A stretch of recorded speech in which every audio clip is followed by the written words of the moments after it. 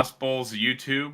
I linked I linked to the video on Wi-Fi Gospel's YouTube in the description. So if you want to watch the full video in case we missed something or skip through something, or you just want to see it full nonstop without us interrupting, I did link to Wi-Fi Gospel's YouTube. So feel free to check that out if you want to see the full video.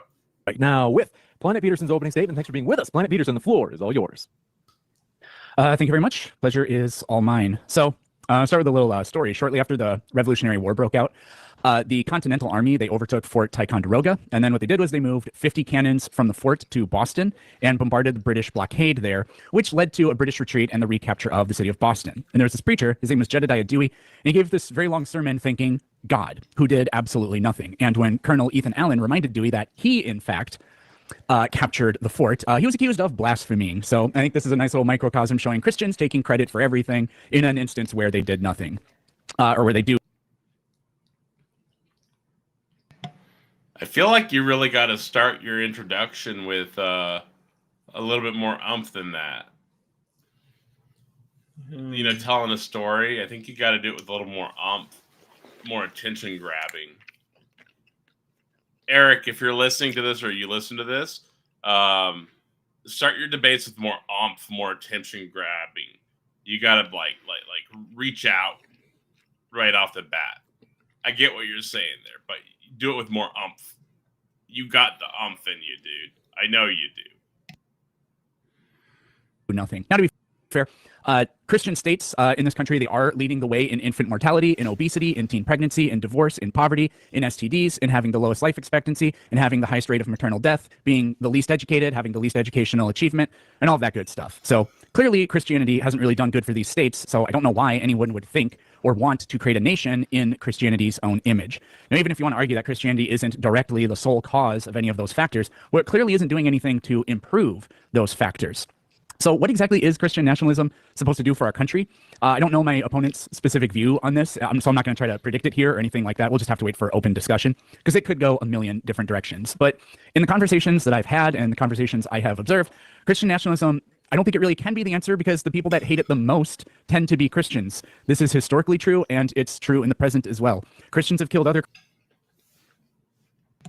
Hey, Eric, it's good to see you, dude. Thanks for hopping in and listening.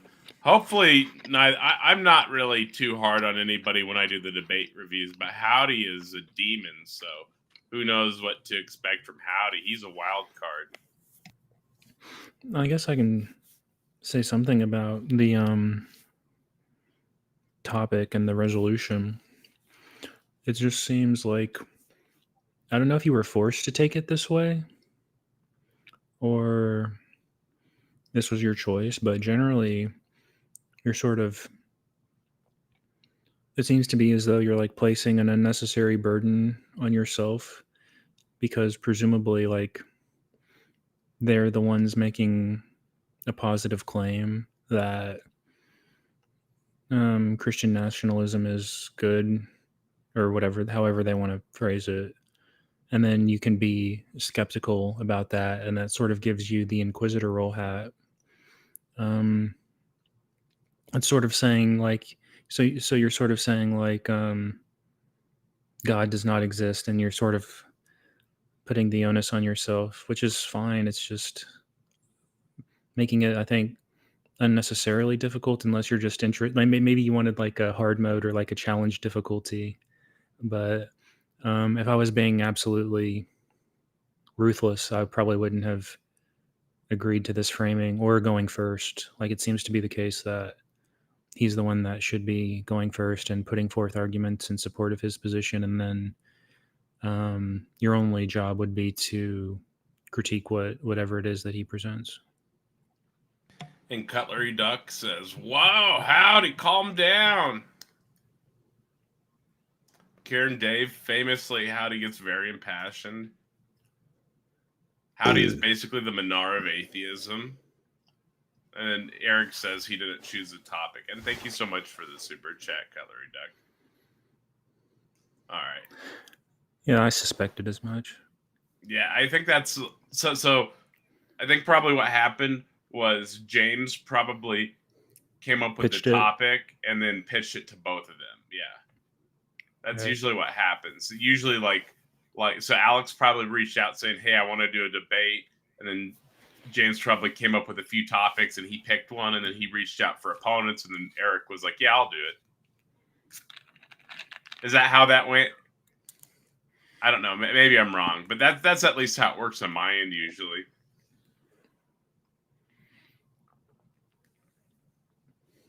BS says you're doing pull-ups right now. Christians in war. I'm so weak. Right. I don't know if he's going to bring up birth rates here outside of what Planet Peterson brought up, but I know we talked about this some yesterday. I felt like you and I were both in agreement that birth rates need to drop quite a bit for probably 50 to 100 years, you know? Yeah, so there's like 3 or 4 points of failure for this sort of assertion. One is, why is it the case that increasing birth rates is good? Like, what's the what informs that evaluative judgment?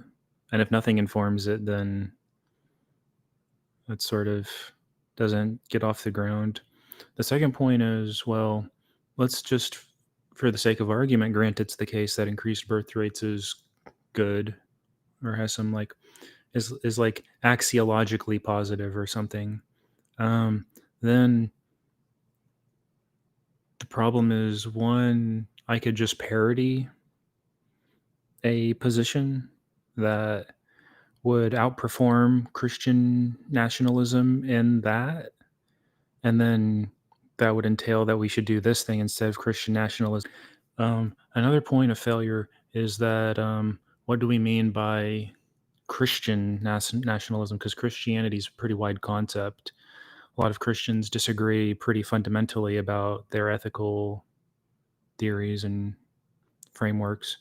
So maybe he's saying something like the average American Christian would prefer that P or something. And then, okay, well, now it's like a empirical question, like what's your data for that? And then and another, I mean, there's so many ways that this could fall apart. So what I would say, because I'm a bit more familiar with scriptures, I would say I don't even think it's the case that Christianity itself, like as such, would promote birth rates. So for example, Paul in his letter to, I can't remember, I think it's Corinthians, where he's talking about I wish all were as myself, that is to say unmarried. And he also takes it to be the case that sexual proclivity outside of marriage is sinful. So Paul certainly wants to lower birth. Well, he doesn't want to, but as a byproduct of one of his desires, it would be the case that birth rates would be lowered when applying his teaching. You also have Jesus talking about those who castrate themselves for the sake of the kingdom, right? Where it's better not to get involved with women if it's going to cause you to stumble. So it's even unclear that Christianity would not decrease birth rates if its teachings were, accurately followed. Someone might say, well, God in Genesis told us to be fruitful and multiply. And then I can say, well, he also commanded Noah to build an ark, but that doesn't apply to us today. And if you think that, and if you think that it's good to be fruitful and multiply, then you have to call Jesus a sinner because he never had a child. So, but maybe you don't want to get into the scriptural arguments, but there's just so much to dissect about a seemingly innocuous claim like that. I think it's even more simple than that. You just point out that we're overpopulated now, and the larger the population gets, the worse everything gets, right? The worse the economy gets, the worse the environment gets, right? All of it. Yeah, you could just immediately take issue with whether or not it's the case that increased birth rates are good. That's not clear. It's not clear that Christianity endorses or promotes it. Certainly, it's not the case that Christian nationality would be the best government to promote and secure those goals even if it was the case. So I'm not sure what that argument is even doing, really. Right. Laws. John, hopefully he's just not on Discord much. He's an older dude, right? But let's get back into this. We're probably boring Planet Peterson here. On the books. That's what we need to get back to. Okay, well, the First Amendment is repealed, and anyone who doesn't adhere to some random denomination, Catholicism, anyone that doesn't adhere to that is now blaspheming, and all other denominations other than the one we chose. That's a system that actually works. Christianity That feels really weird having him take the offensive, you know? Yeah, I don't even know what he's arguing against necessarily. This pause is hilarious, by the way. Yeah, Let it play for a second. It's pretty great. Yeah, it's like because I'm not even sure like what exactly he's arguing against. Like I'd really like to see how are we defining Christian nationalism? Like what is that? And so usually like the person with the positive position would sort of elucidate to me like what it is they're advocating for. And Christian nationalism seems like a pretty wide concept, even if I was to speculate on what that is. Like what is that? Could be like Orthodox Christian nationalism, or that could be like Protestant Christian nationalism, right? Or yeah, it's like which denomination, and then how I'm not sure what's going on. So like I mean, it could be something as innocuous as Christians should use their ethical or religious values to inform their voting or something. Like I mean, like I don't think there's like a clear-cut definition on what exactly is being advocated for at this time. Or maybe I'm just not informed. Maybe there is. I'm just not aware of it. I feel like to have this debate, you have to have somebody take the affirmative on it being good and hold the position and state the position, and then that position has to be addressed. Right? Isn't that like the only way you could really because it's such an abstract, like you're saying, Christian national, it's all over the place, dude. And so he should really be presenting the position, because how is he supposed to know what to argue, right? I don't know. It just seems like it's out of place. This debate's out of place from the get-go. Yeah, he's starting off on the back foot, but I mean, it shouldn't, like when it gets into like the conversation, that should sort of get settled, I hope. Right. Christianity doesn't have that. And I really don't see any possible model where we make our government or our nation Christian and can maintain the best working parts of it when it actually does work, which it actually literally currently isn't. If you were somehow able to do that, then you would just, again, end up with the system that we currently have. Every advocate for Christian nationalism, the way I see it, is just advocating for their personal beliefs, which often really have nothing to do with Christianity. Who takes money and gives it to the Pope? And that's my opening statement. I mean, I think he did a pretty solid opening statement over there. He made some good points. I was just saying that. I think he's in a rough spot, not knowing what he's arguing against and just arguing against an abstract.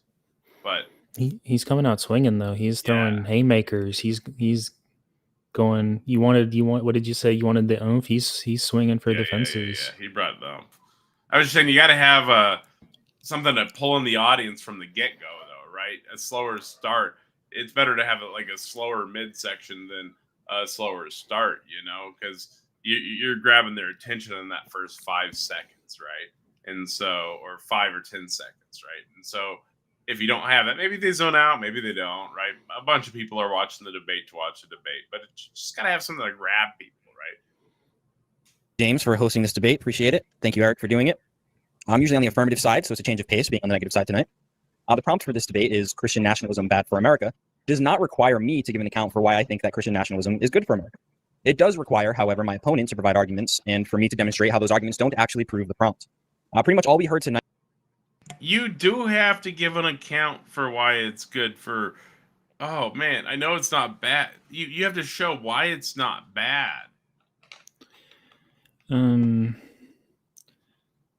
Well, maybe the debate could turn on like the analysis of like good and bad. Maybe good entails not bad and or bad entails not good or something like that. But He was just saying, I took the negative. I don't really have to do anything but ask questions. That's all he was saying. yeah, he's going all in on the framing, which is a pretty good strategy. I think if I was in his shoes, I would sort of assume a similar position. Like, if I'm in the negative, you're not really supposed to do much.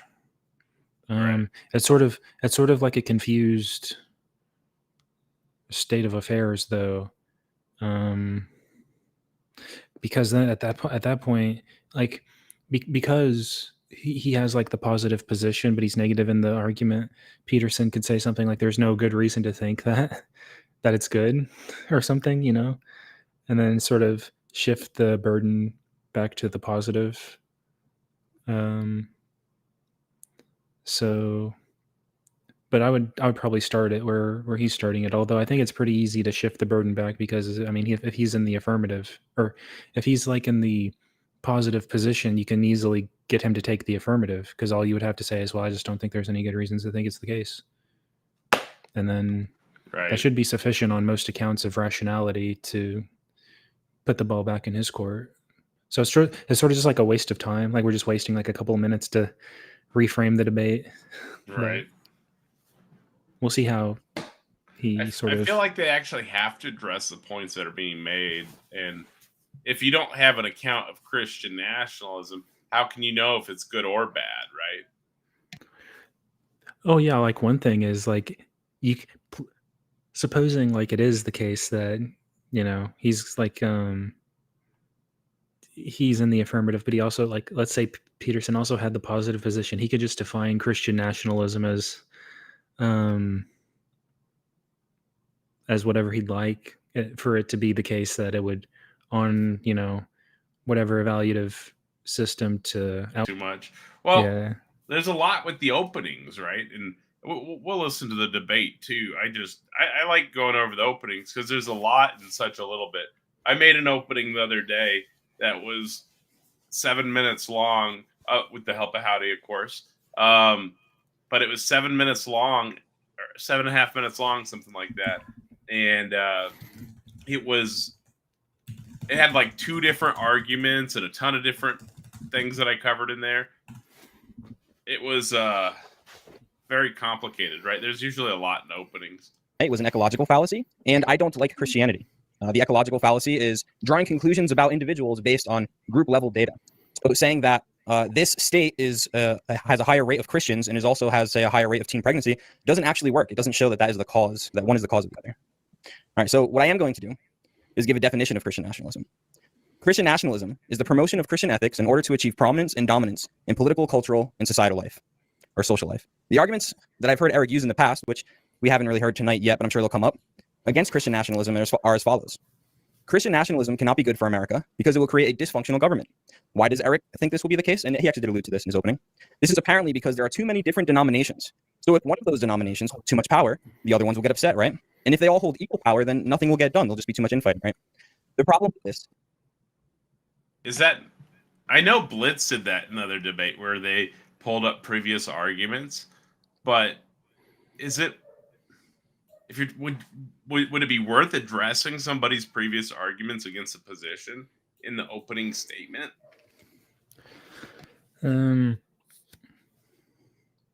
Usually not. Usually I'm just going to pick apart what's on the table, which seems to be a bit off topic, unless like it's relevant that someone had said something before, but it seems implausible usually.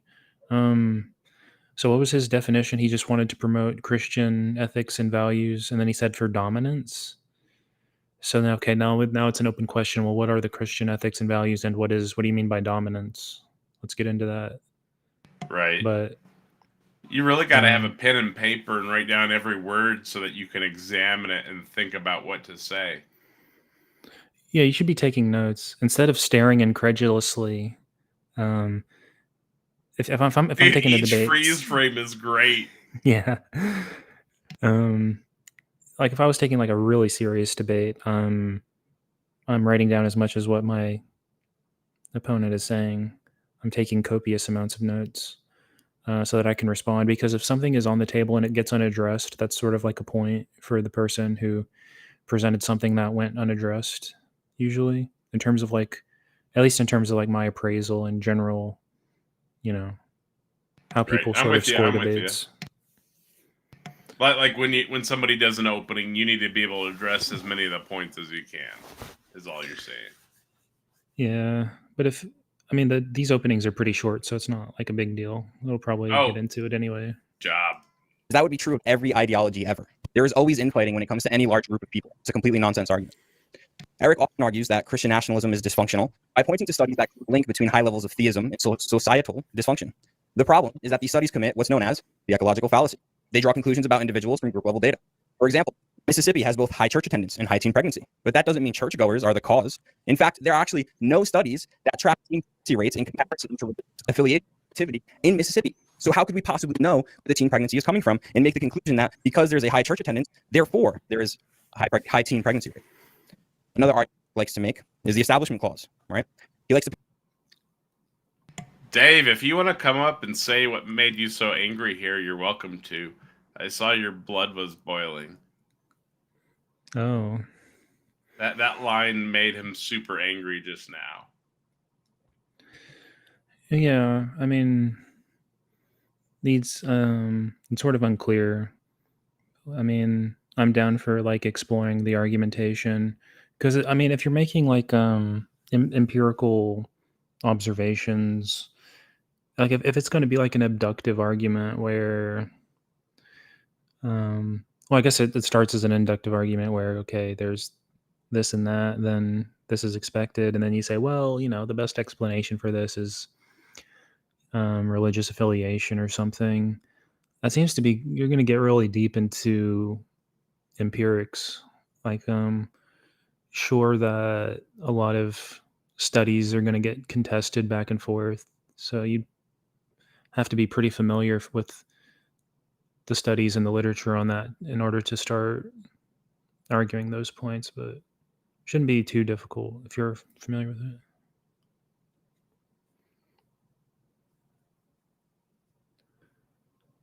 Point to James Madison when it comes to the establishment clause, and fair enough, he wrote it. James Madison is quoted saying, Congress should not establish a religion and enforce the legal observation of it by law, nor compel men to worship God in any manner contrary to their conscience.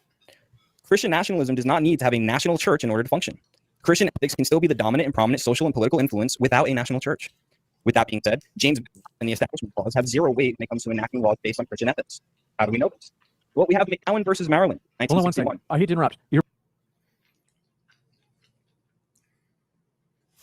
I don't feel like he's providing any substance. He's saying Christian ethics should be The thing, I mean, promoted, or whatever he means by it. Okay, then I guess the main question is like, what are those ethics, and what's the argument that that's what the Christian ethics is, and then what's the argument that those virtues are good, and then what's the argument that those virtues are better secured by Christian nationalism as opposed to another system that could very well, aim, directed, and secure whatever those virtues would be. right. It's a just seems like a vacuous position. Yeah, if you're saying like, so if you're saying, okay, Christian nationalism is when Christian ethics are promoted. Oh, sure. Well, so it's ridiculous to claim that population level statistics are not appropriate to examine when you're discussing governance. That's like on its face ridiculous as a statement. To say, oh, well, we can't look at a similar governance, like things in like kind, and draw any conclusions because individuals might choose to do different things, and so you can't go from the general to the specific. It's like nonsensical. It's hard to even parse how someone could make that statement, right? Like, yes, I suppose any individual could choose in any direction that they wanted, but this is not a discussion about individuals. This is a discussion about governance, right? And that is a population level statistic, right? And a population level outcomes, and it treats people as a population. So that right there was a profoundly, like, it was just an attempt. I think Wi-Fi just wanted to say a fallacy. I think that was like he was looking for one. And this is something that people have said before. It's on the order of like a flat earth level claim. I was thinking maybe Peterson could sort of put him in the horns of a dilemma on this, where you ask him, well, is it the case that in some states Christian ethics or virtues are more promoted in some states than others? Like, let's say, I don't know, the South versus California or New York or whatever. If you say no, that seems pretty bizarre.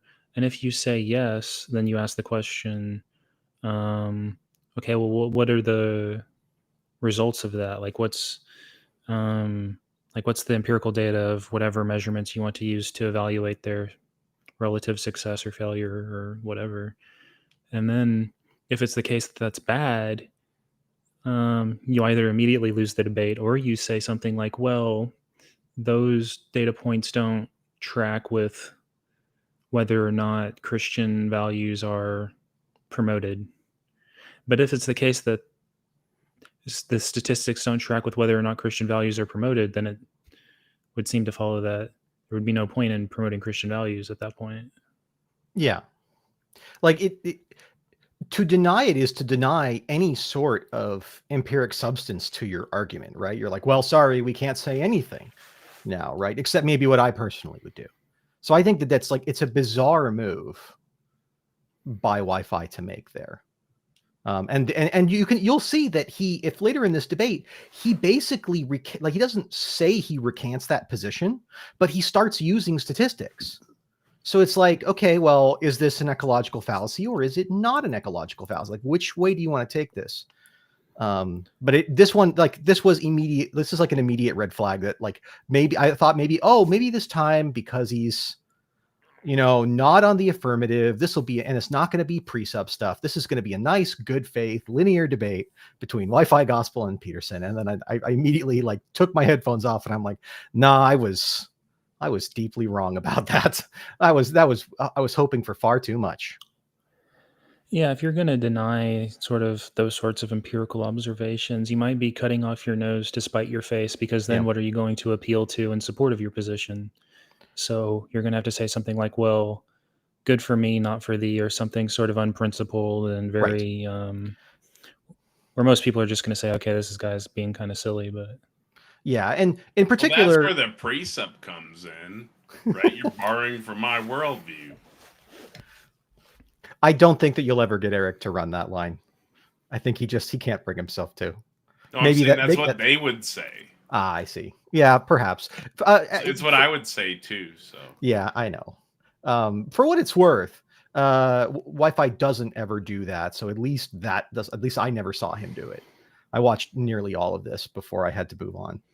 But I think Wi-Fi is the best faith precept on the market. That's like a really low bar. I like that, right? It's like, this is the very best discount philosophy bar. Yeah. He was very forthcoming in my conversation with him, but I think that's sort of just my personality sort of got him to open up a little bit. And if he ever needs help with presenting their argument, he should hit me up. I can probably throw him some pointers. No, Howdy, please don't. What you described earlier was sinister. That's a sinister trick. It's not like impossible to counter, but it's if you get caught flat-footed by it, that's just awful. Oh yeah. I'm like, if people aren't ready for that, I'm excited to try to run it and see what's the immediate response to it. Man, I have a lot to learn from you.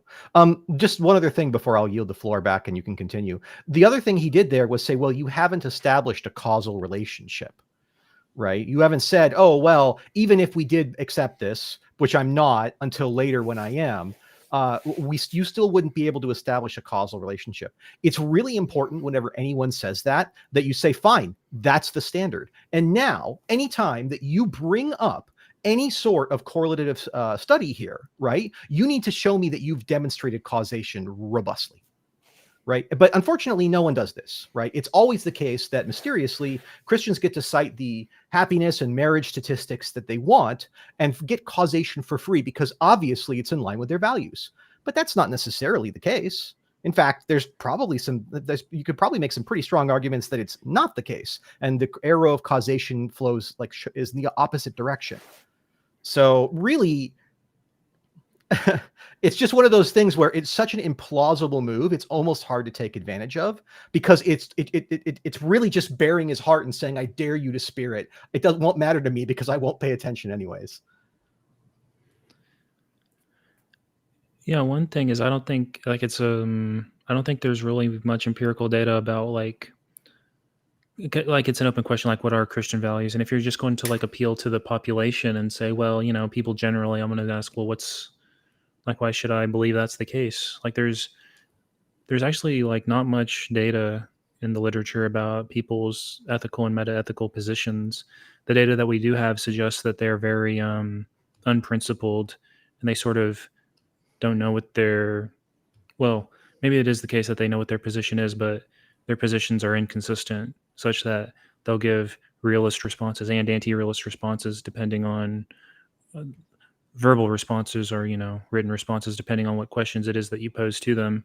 So I really want to know what it is, like what he thinks Christian ethics are, and what's his reason for believing that that's what it is. Like what is he going to appeal to substantiate whatever it is that he thinks that it is?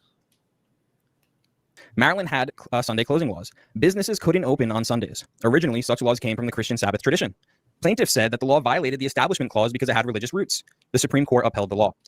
This is from Chief Justice Warren. Just because the legislation coincides with the tenets of some or all religions does not invalidate it. Then we have another example. Harris versus McRae, 1980, the abortion funding case. Plaintiffs argued the Hyde Amendment, which restricted Medicaid funding for abortions, violated the Establishment Clause because it reflected Catholic values. The Supreme Court rejected that argument. Justice Stewart said that the Judaic...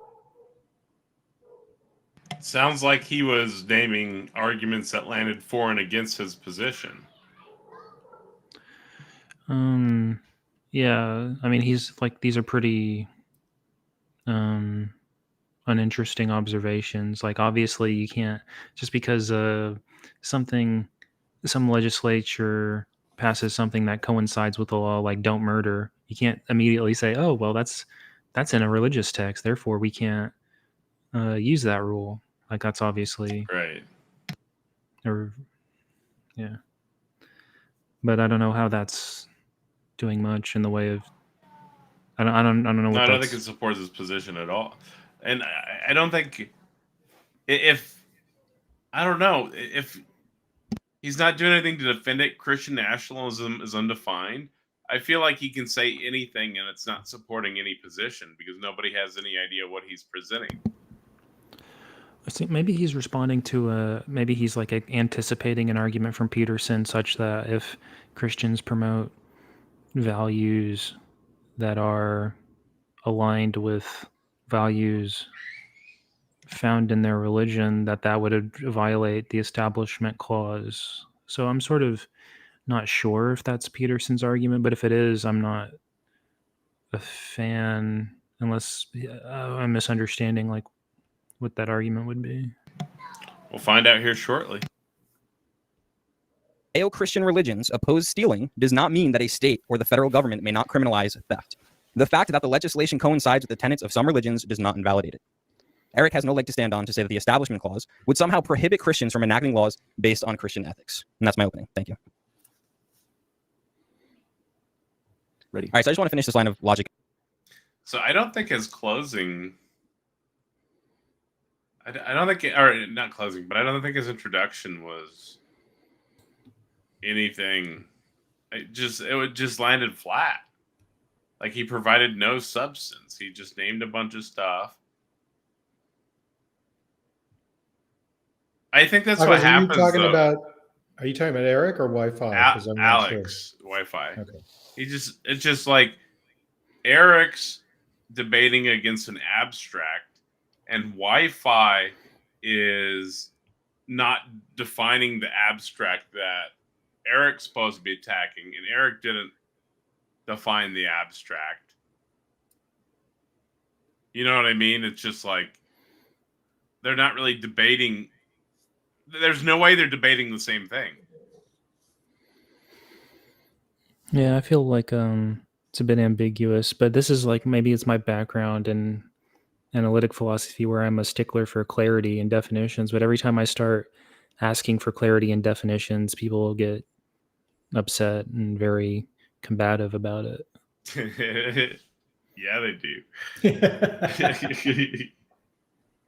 And then you feel free, you can ask questions. That's totally fine. So what I heard from you is that you say it's almost certainly impossible, but that's not the same as saying it's impossible, correct? Yeah. Okay. So then would you consider a debate prompt like, is Christian nationalism bad for America? In order to say yes, that would be a universal statement, correct? No. Why not?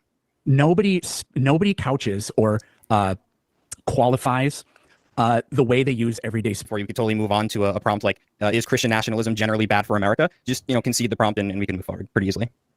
I reject your interpretation of the prompt. We don't have to switch the prompt. Oh, so it's not a the prompt universal is not statement what to you say that declare something is the bad? prompt to be. Boom. Called it from the get-go. Yeah. They're not arguing the same thing. Sorry about that. Howdy, what were you saying?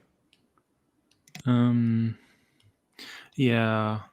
So the prompt, I think, isn't decisive, or isn't. I think there's a lot of room for interpretation. Like, the prompt seems very open-ended, and to take like a hard line, like this is the way that the prompt has to be interpreted, such that seems like let's just say, like, it's the case that this prompt must be interpreted in this way. Like my analysis of the prompt is the only way that it can be analyzed. Then that should have been the prompt. Then the prompt should have just been your analysis. So if the prompt is not your analysis, then I'm not sure why I would have to accept it that this prompt should be interpreted in that way. So I've never left high school, and I hear you saying your analysis, and I think it's funny.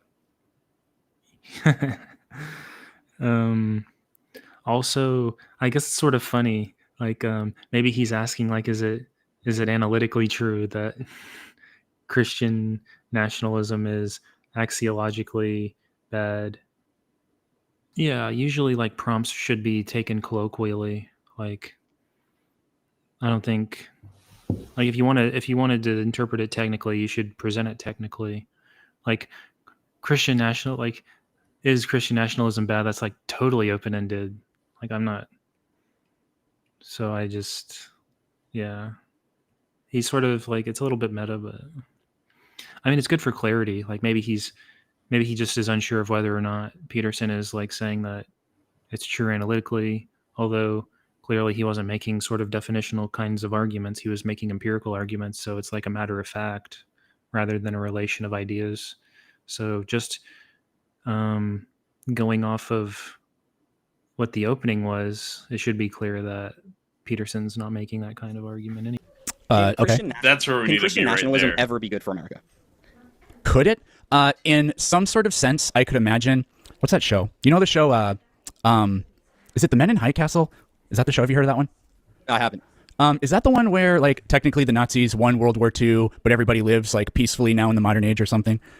It sounds familiar, but I think that's the show, something like that. Yeah, I think that's the one. So anyways, I could imagine in a possible world where every single person in America is Christian and somehow has basically the exact same social norms and specific Christology or whatever, then there is a kind of harmony and kumbaya that could exist. But I think that's a wildly improbable hypothetical. It just would never happen. The only way you could possibly try to get something like that is through brute force and tyranny, which has been tried all throughout history in different places in more ways than just Christianity. It's been tried for all kinds of religions and other things. And it leads to misery, oppression, and usually eventually some kind of civil war. You're saying it could not lead to those things. I say it's almost certainly impossible. I gave an example of how hypothetically you could have this weird kumbaya kind of thing. But no, I think modern societies are too large and complex. I think that's a pretty strong point right there, right off the rip, that you'd have to have like a uniform population to have this kumbaya. Yeah, but really, I think Wi-Fi is only looking for like the logical possibility, and then he's going to frame the debate as it's not logically impossible for it to be the case that X, and he sort of putting himself in like the best position he can to, but I don't know if he can get like that. Seems a bit too much. That seems like a conversation stopper almost. Right. We get everybody to kind of agree on something, but not when you have millions of people. So just to make this really clear, I'm asking, could Christian nationalism ever be good for America? Because, you're going to have a country where huge numbers of people aren't Christian, and I don't see exactly how Christian nationalism would necessarily be good for them. So my answer again is it seems almost certainly not. I don't think it's like the worst imaginable thing, but no. It kind of has a... Finish the line of logic. And It could be forget interesting to if hit the he's like subscribe sort of making a best of the bad lot type of argument, where it could be the case that Christian nationalism is bad, but The it's just best that of the everything worst. else is, it just could be that everything else is much, much worse, such that it's like to be selected regardless or something. But I doubt that that's what he's going for. Right. Being the prompt. Yep, in your own interpretation of the... As somebody who runs debates with prompts, even though they're not so serious debates, I can tell you the significance of being very clear with both sides what the prompt means. It is very important that you thoroughly define the prompt to both sides. Well, one thing, you should sort of vet it a little bit. Like, what do you take? Because that happened in the Blitz debate too, where Blitz was Yeah. thinking, so maybe. I think I'm gonna start doing that. I think because Like, what do you think it's that not this just- means? I'm also kind of curious, like, what he means by universal. Does he mean something like true in all possible worlds, like it's necessarily true, or? That's a good question. He probably doesn't mean a standard usage of that term.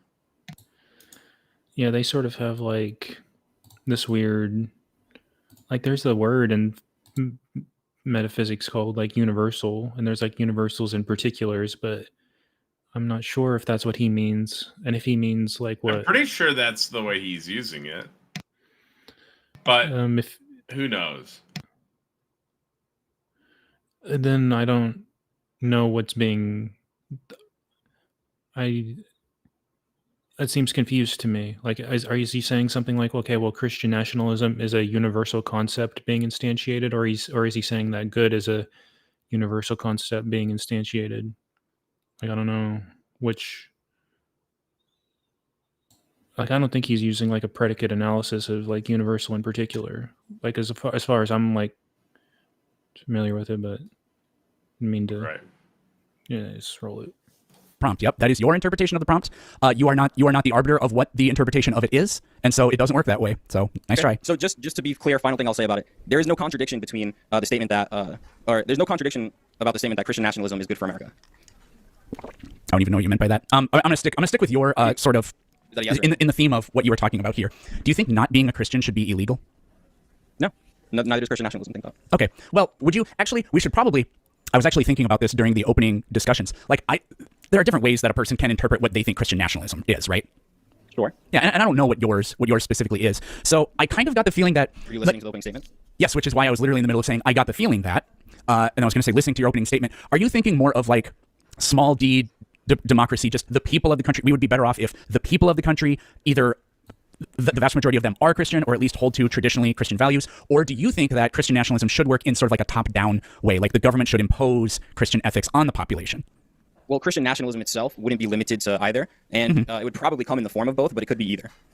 Okay, what is like your idea of it? What do you think would be like? Do you think we should do both? I think, again, it could work both ways, and it just depends. I mean, it's real-time strategy. What's happening in real time and what will work.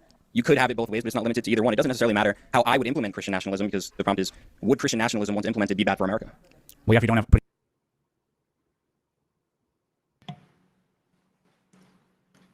I think this is all because of the weirdness of the prompt. Yeah. Remember how I was saying it's sort of like framed?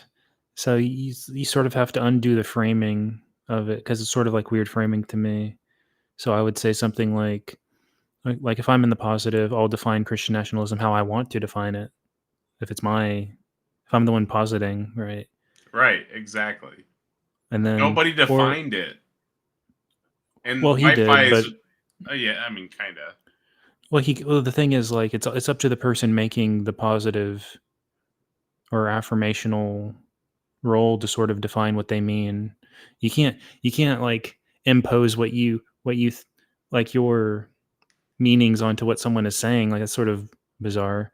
Like, if that's the case, then I could just reinterpret whatever you're saying as agreeing with what I'm saying. Like, you could say you're wrong, and what I think that you mean by that is you're saying that you yourself are wrong and you agree with everything I'm saying. So it's sort of like Right. I would have browbeating. done that description of Christian nationalism you said, and then just been like, when they try to define it differently, just no, that's not how I'm defining Christian nationalism. That's not what I'm arguing against. Yeah, I'm arguing against this Christian nationalism. And then Right. or if you wanted to be nicer about it, I could say, well, okay, well, there's just no good reasons to think that it's good. I Or mean, not there are bad or whatever. definitions that people publish of this word or these terms. It's not like they're completely undefined in the literature. It doesn't matter. They're going into debates. It's all wordplay and semantics. What's the definition of Christian nationalism then? You got it on hand? Well, the definition in 1942 from Vorster was Christian nationalism is an ally of National Socialism. You can call this anti-democratic principled dictatorship if you wish. In Italy, it's called fascism. In Germany, National Socialism, and in South Africa, Christian nationalism. I mean, they weren't quiet about it. Yeah. That's a pretty long time. So I would presume like it could be the case that what the word means today might be different than what, like, I think I would be shocked if that's what people meant by their usage of it today. It may not be what they mean by their usage of it, but the practical differences aren't huge. But yeah, the more recent definition is Stephen Wolf's, and he has a book called The Case for Christian Nationalism, where he publishes a lengthy definition, but it's really about securing heavenly good for the populace, which I don't think should be like a national goal. Yeah, that's weird. Yeah, as it stands, I think he said he as he defined it was something like Christian values being promoted or something, which is also It's like vacuous though. There was no meaning. Yeah, but that's not no published definition that I've seen makes that case. Like, that's just not what the published definitions are. yeah, it just seems like nebulous and uninformative to me. Like, I'd immediately ask, okay, well, what are those values and in what ways should they be implemented?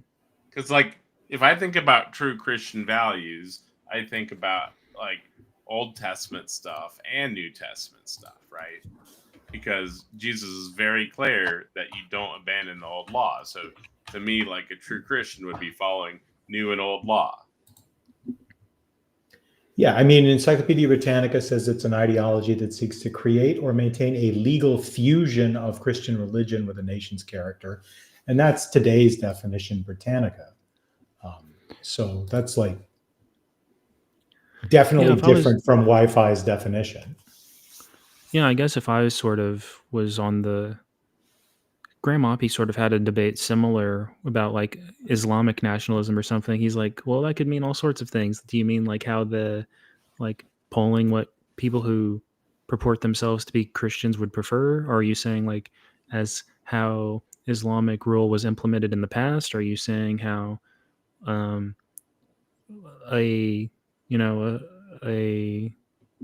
certain sort of school of thought has interpreted hadiths? Like, it's sort of like an open question. I would think like, I guess if like, let's say I was a Christian nationalist, I guess I would say that I just like implement the Mosaic Law. I'm not sure what else it could do. What else it would be like fusing legal or judicial systems with religion. I'm not sure. Like, that's just what comes into my mind. I mean, would you outlaw shellfish and mixed fabrics? Yeah, like every jot and tittle. Like, that's just what I'm not saying that's Mr. the only thing Batman's the dream world. Yeah, I would be like, yeah, Mr. Batman, Torah observant, SDA. Like, they'd be living Right. large. No, they'd hate it. They're so anti-Christian nationalist. They publish a whole magazine called Liberty Magazine that's all anti-Christian nationalism. Yeah, that's another thing is like if it's going to be like what an average Christian, because this was sort of like Andrew Wilson sort of thing. He was like talking about, you know, the ethos or the Nor guy from the other day was talking about like the average Christian American ethos, like their values or whatever. And it's like, well, they're not really like a monolithic sort of group. So No, I'd say every Christianity is an idiolectal Christian position. Like there's no uniformity even within a given congregation, I would argue. By the way, I don't think Rob Noor is actually a Christian nationalist. I think he was just taking the affirmative to argue it. yeah. So I was rambling. You should probably run it. Yeah. I'm not 100% on that. I thought that was interesting. He defended it. I mean, he's a very good debater, it seems like. Yeah, he seemed pretty prepared. I feel like I think I would have voted that he won the debate as such. Doesn't mean I agree with him, obviously, but most people did. I think he got 80%, right? Yeah, with 220 votes. If you don't have a plan, then it's like, how are we supposed to gauge whether or not it would work? Excuse me, or anything like that. So then I guess, do you think it would be bad if? Well, do you think there are not enough Christians in the country currently? Considering I would want everyone in the world to be Christian, in that sense, yeah, there's not enough. Okay, so then it seems. So then, why wouldn't you support the government saying being non-Christian is illegal? Because you can't make someone a Christian by coercion. Like you can't actually do that. You don't become a Christian by coercion.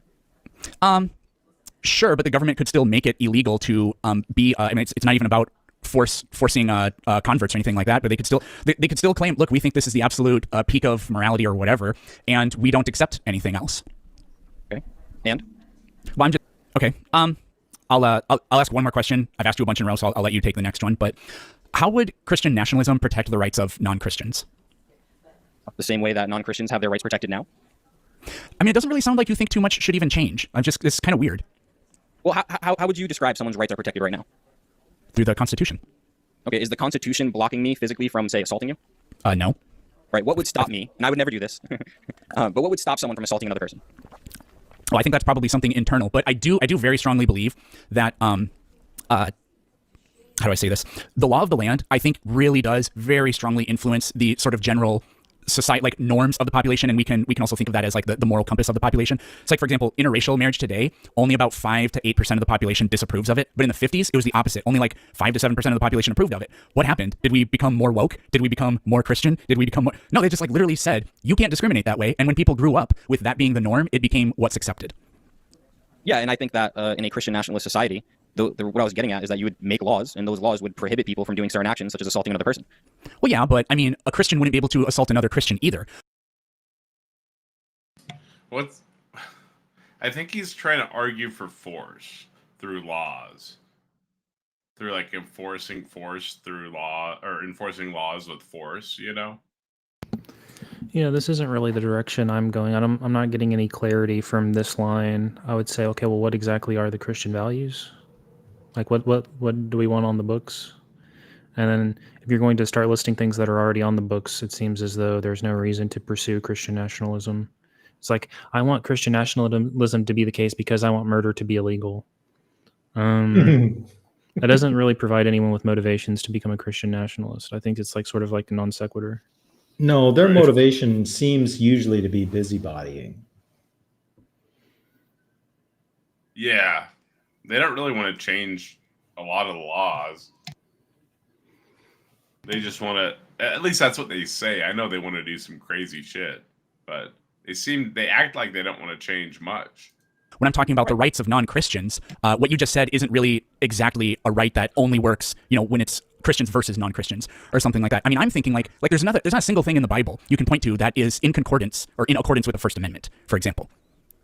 Okay. So why should I believe that like my rights as a non-Christian or other people who are non-Christians would still be able to maintain the kinds of protections like we have, for example, in the First Amendment when a Christian ethic all of a sudden takes over? Why would a Christian ethic not coincide with the Constitution? Because the Bible is decidedly against the First Amendment, for example. If the Bible is decidedly against the First Amendment, why did nobody make that argument at all when writing the Constitution? Well, that's just like literally not true. Who made the argument? I don't know if they, well, I probably couldn't, like, at least off the top of my head, couldn't give you an example of somebody pointing to the Bible, but they pointed out that religions, if you give a religion dominance or whatever, then that never works. So that's why we have the free exercise clause and the establishment clause. So I do have some quotes here that I can give you. So that's not true. It's not true that I don't have quotes that I can give you? No, you said dominance. It wasn't dominance, it was federal backing, federal establishment. The What Hobsonian government dominance? model, which we have, is that the federal government has a monopoly on power. So it absolutely is dominance. If the federal government is aligned with a religion, then that is absolutely dominance. Domination, Holmes, as what's his name? That can be considered dominance. But what I was trying to get at is a religion doesn't have to be established federally to have dominance, correct? There can be like if we had I think we do have a secular government, but like you could live in a country that has a completely secular constitution, but everyone in the country is Christian. There is a sense in which culturally Christianity is like dominating, but that doesn't at the same time mean that it rules over people's lives in a tyrannical sort of sense or in an authoritative type of sense. Are you then saying that if that same country, with which you said was secular, so I'm guessing its laws are based on secular ideas, wouldn't that then be secular ideas ruling over and tyrannizing those people? In what sense would they be tyrannized? Like if I tell you you're not allowed to take your religion and restrict rights of other people, I'm not oppressing you by doing that. In what way would someone be oppressed if a Christian nation told them they couldn't murder babies in the womb? Well, if you think that people have the right to bodily... I just feel like there's a lack of any substance. Yeah, I guess the one change that they want to make is they want to make abortion illegal. I guess that's maybe pertinent. Yeah, but it's like all of his responses are just dead ends. There's no discussion.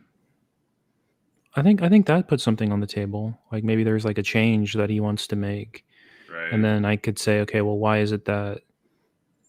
So then you're going to have to show that Christianity, in fact, supports this goal. You're going to have to show how Christian nationalism is a non-detrimental framework to achieve that goal, as opposed to just, there's no Christian nationalism doesn't hold a monopoly on making abortion illegal. Like that's like a stroke of the pen thing, like anyone could do. It's just more of like, how do you want to get that written? Are you saying like is it like a non-democratic process where there's like a Christian pope or something running America who's just going to like sign that into law? Or are you saying that? So I mean I have a lot more questions, but I feel like that's something on the table. Like he wants something. I'm like, okay, well, let's talk about it. And I did just get confirmation from Scooby for tonight's mega bloodbath. So tonight's going to be a lot of fun. We'll have Planet Peterson moving into Scooby and E.S. Lewis. So that'll be very enjoyable. Autonomy, then they would be oppressing that right specifically. I could literally grant you that abortion is murder, but there are quite a lot of other issues, such as I've been trying to get at the First Amendment here. It's like if I go out in public and say that Jesus never existed, I don't believe this, but I go out and say Jesus never existed, and then all of a sudden that I get thrown in prison or fined for that, which there have been fines for blasphemy before, and I think that that's not a good thing. That's an example of what I'm talking about. I want to just add real quick, because you did bring up when was this ever like argued or whatever. So there were our country didn't start with the Constitution. That came later. So the House, Madison had to go to the House of Representatives, and he had to debate and defend his drafting of like the First Amendment, for example. And they asked him, what does this mean? This thing about the Establishment Clause and Free Exercise Clause. And he said, quote, the meaning of the words to be that Congress should not establish a religion and enforce the legal observation of it by law, nor compel men to worship God in any manner contrary to their conscience. So earlier when you said when was there ever an argument, it was I now forget exactly where we were in that, but you said, when was that ever argued? It's argued right there. Well, you said the Bible was against the First Amendment or something like that? Well, clearly it says you shall have no gods before me. And the First Amendment says, no, we're not going to have a country where an idea like that is imposed upon the people from the federal government.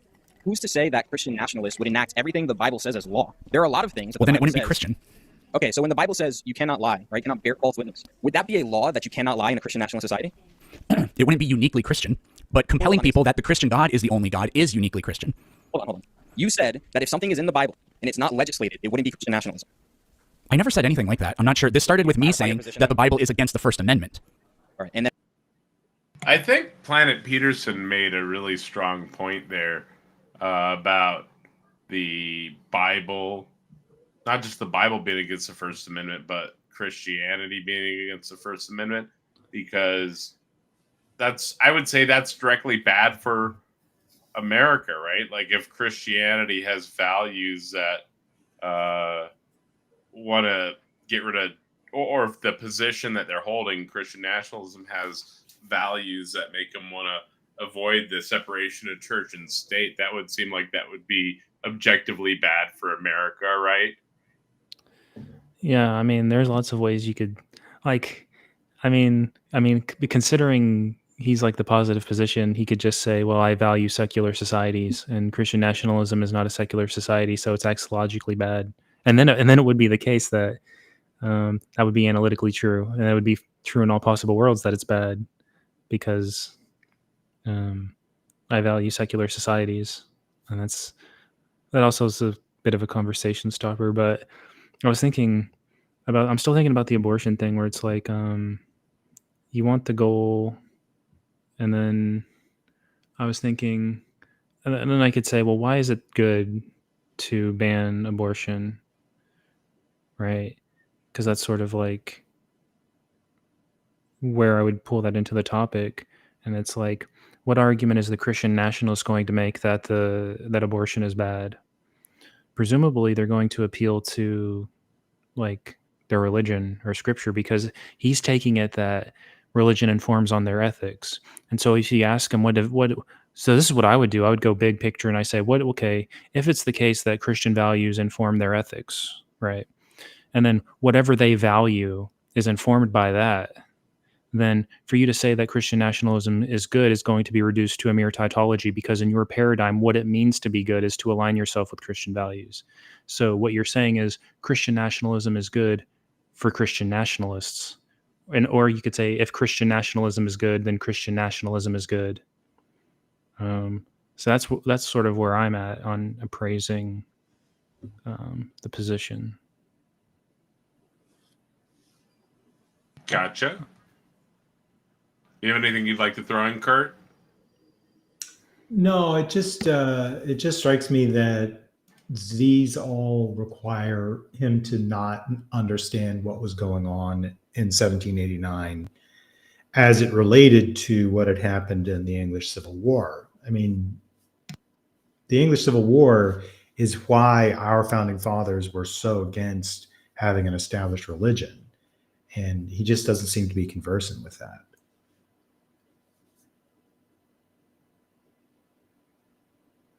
By that, I mean Wi-Fi.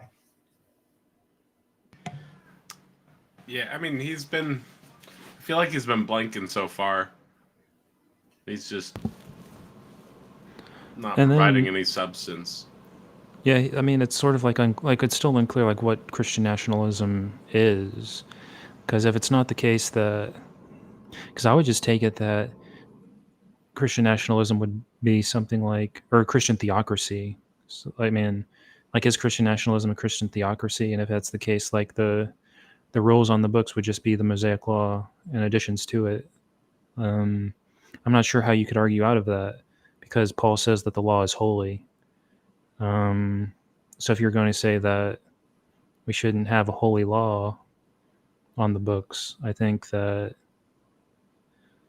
well, I don't know what you would say, but I'm curious to hear what the argument. You could also say, if Christian nationalism is defined as wanting to get as many people as possible to heaven, then Jesus saying that every jot and tittle must be obeyed, or you're less likely to go to heaven than all of the old law.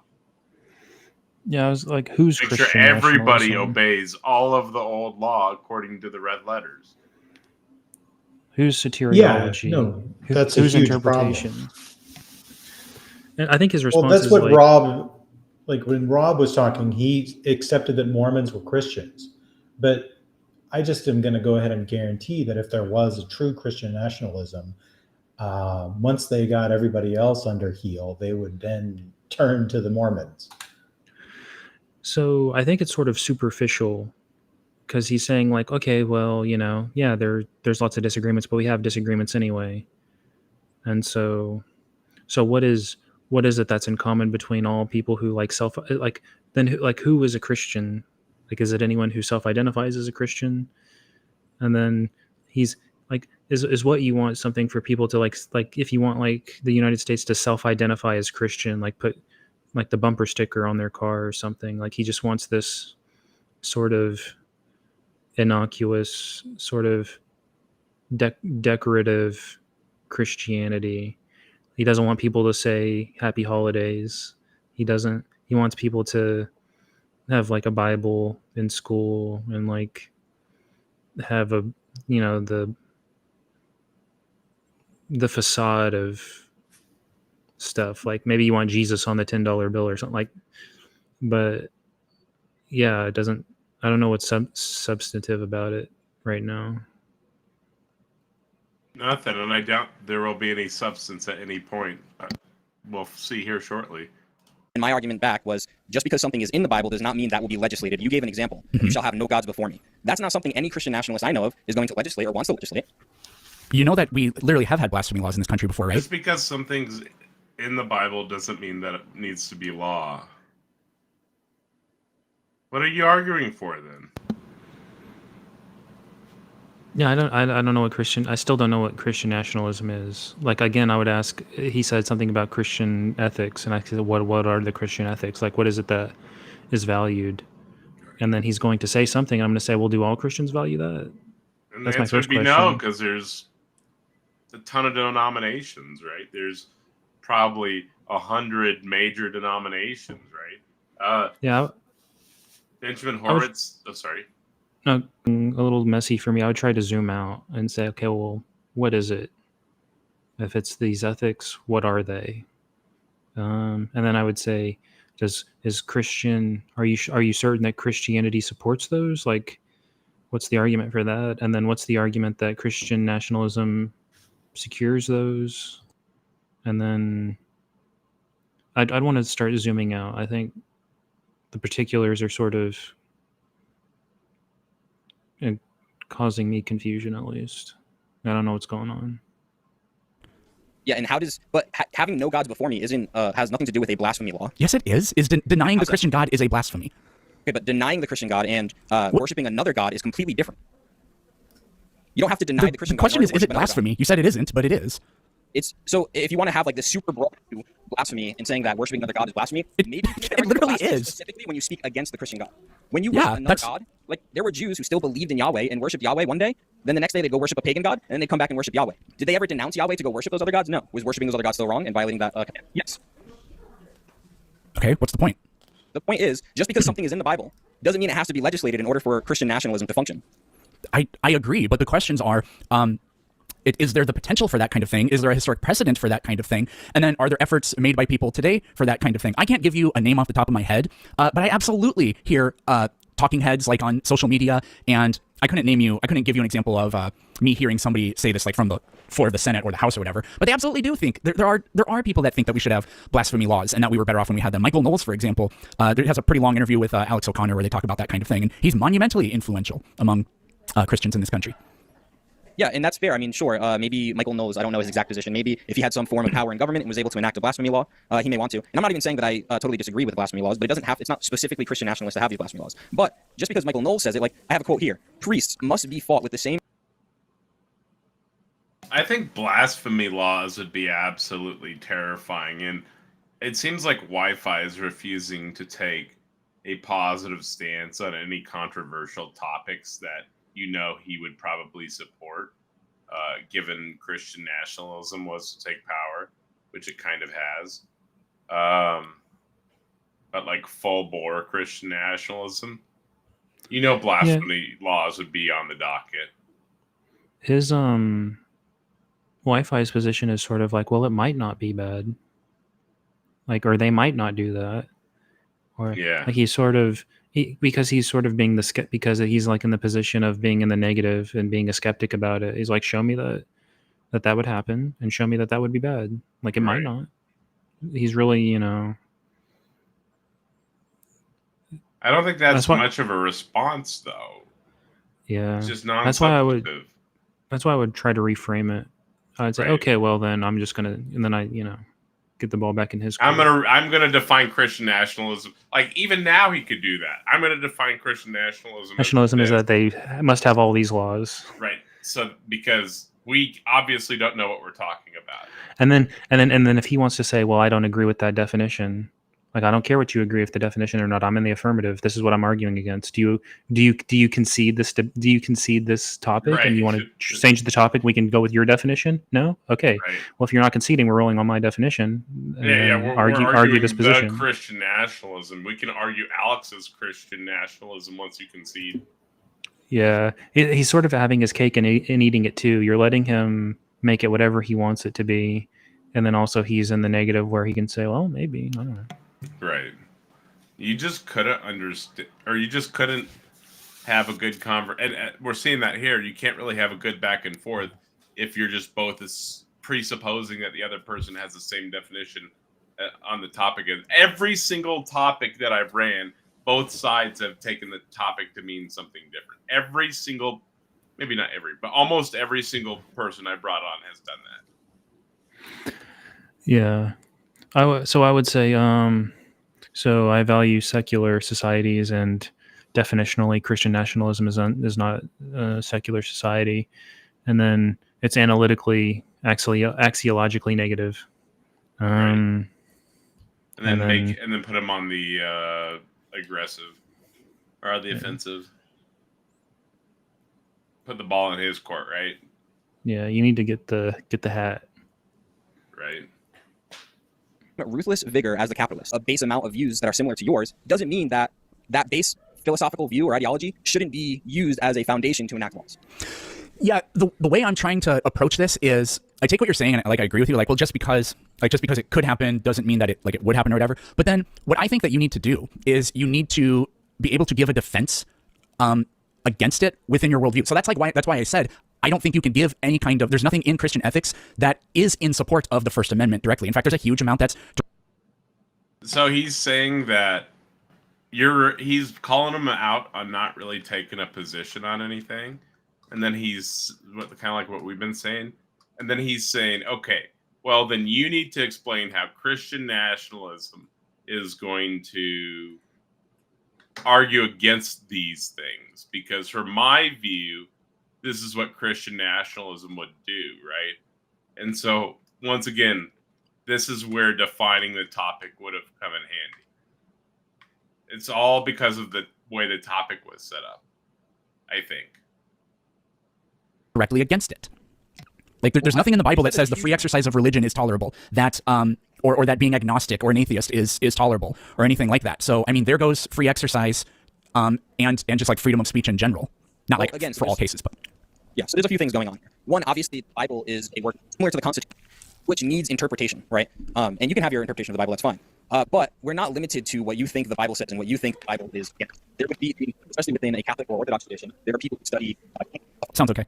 Okay, so even within like a Catholic and Orthodox tradition, there are people who study canon law, right? There are all sorts of ways that Christians can derive their ethics, and it's not specifically on the letter of the law in the Bible, right? Go ahead. I'm gonna respond to that though. Go ahead. So, yeah. You see that topic shift right there? That was a skilled topic shift.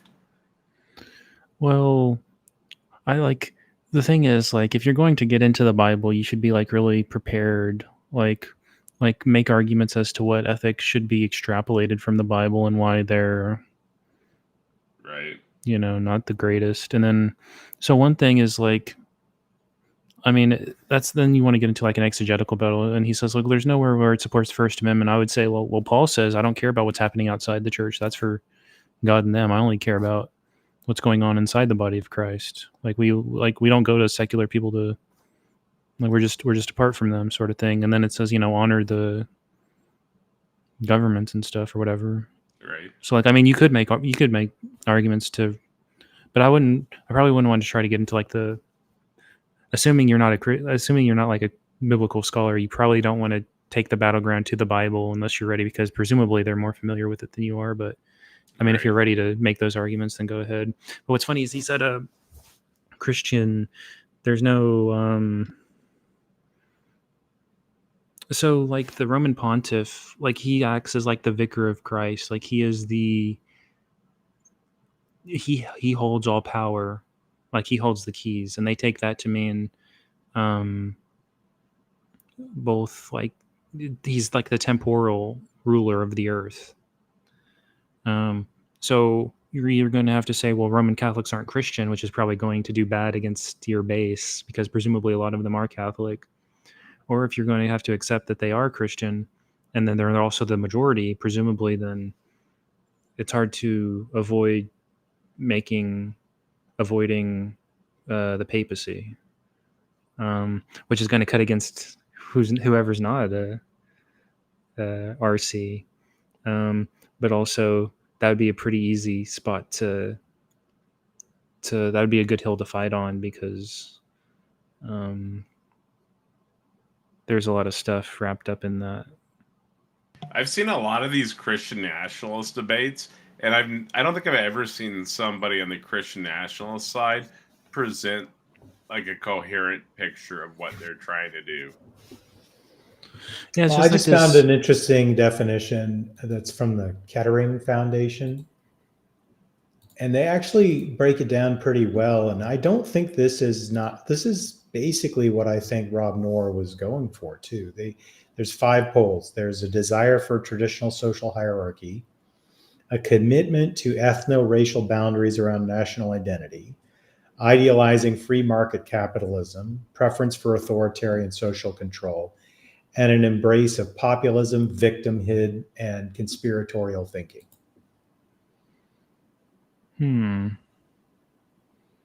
That seems to capture a lot in the bucket. Yep.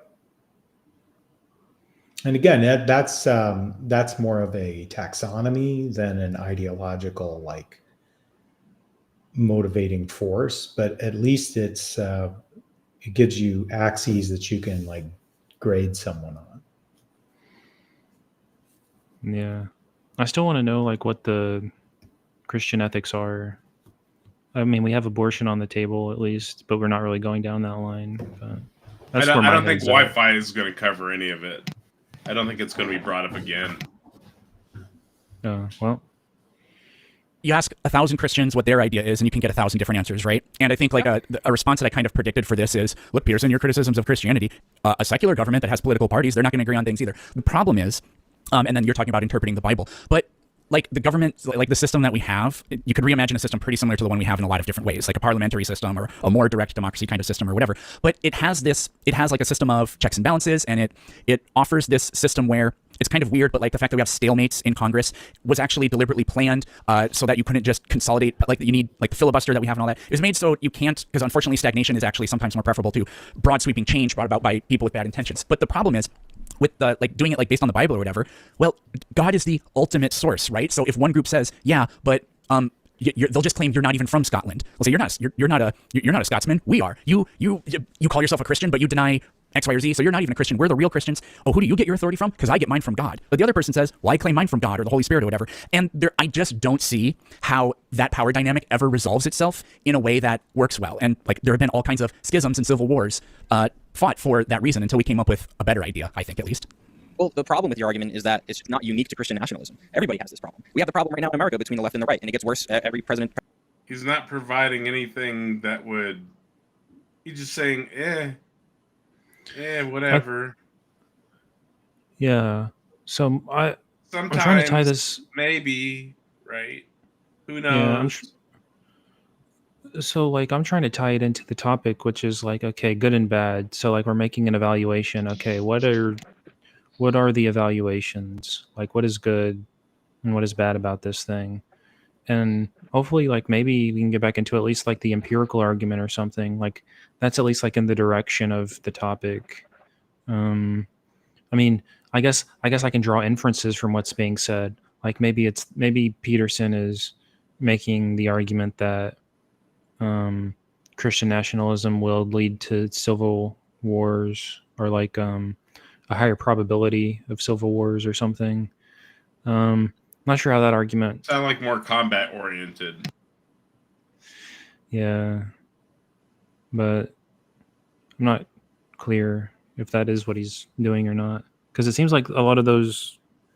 I think he was saying it goes directly against American values, and so he thinks it would. Maybe I'm misrepresenting, and if I am, let me know. But because it goes directly against that, it could create a schism, and then that would cause additional conflict.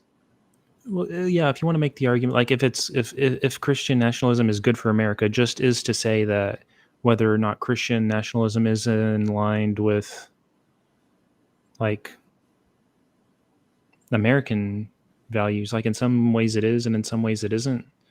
Like it's trivial that that's not secular, and the government, the American government, is secular, so it wouldn't share that value. I mean, I'm not sure what the calculus is. Like what? I think for Christian nationalism to actually rise, the current government would have to be destroyed. And so I don't see how you couldn't label anyone that's how you couldn't get by with that.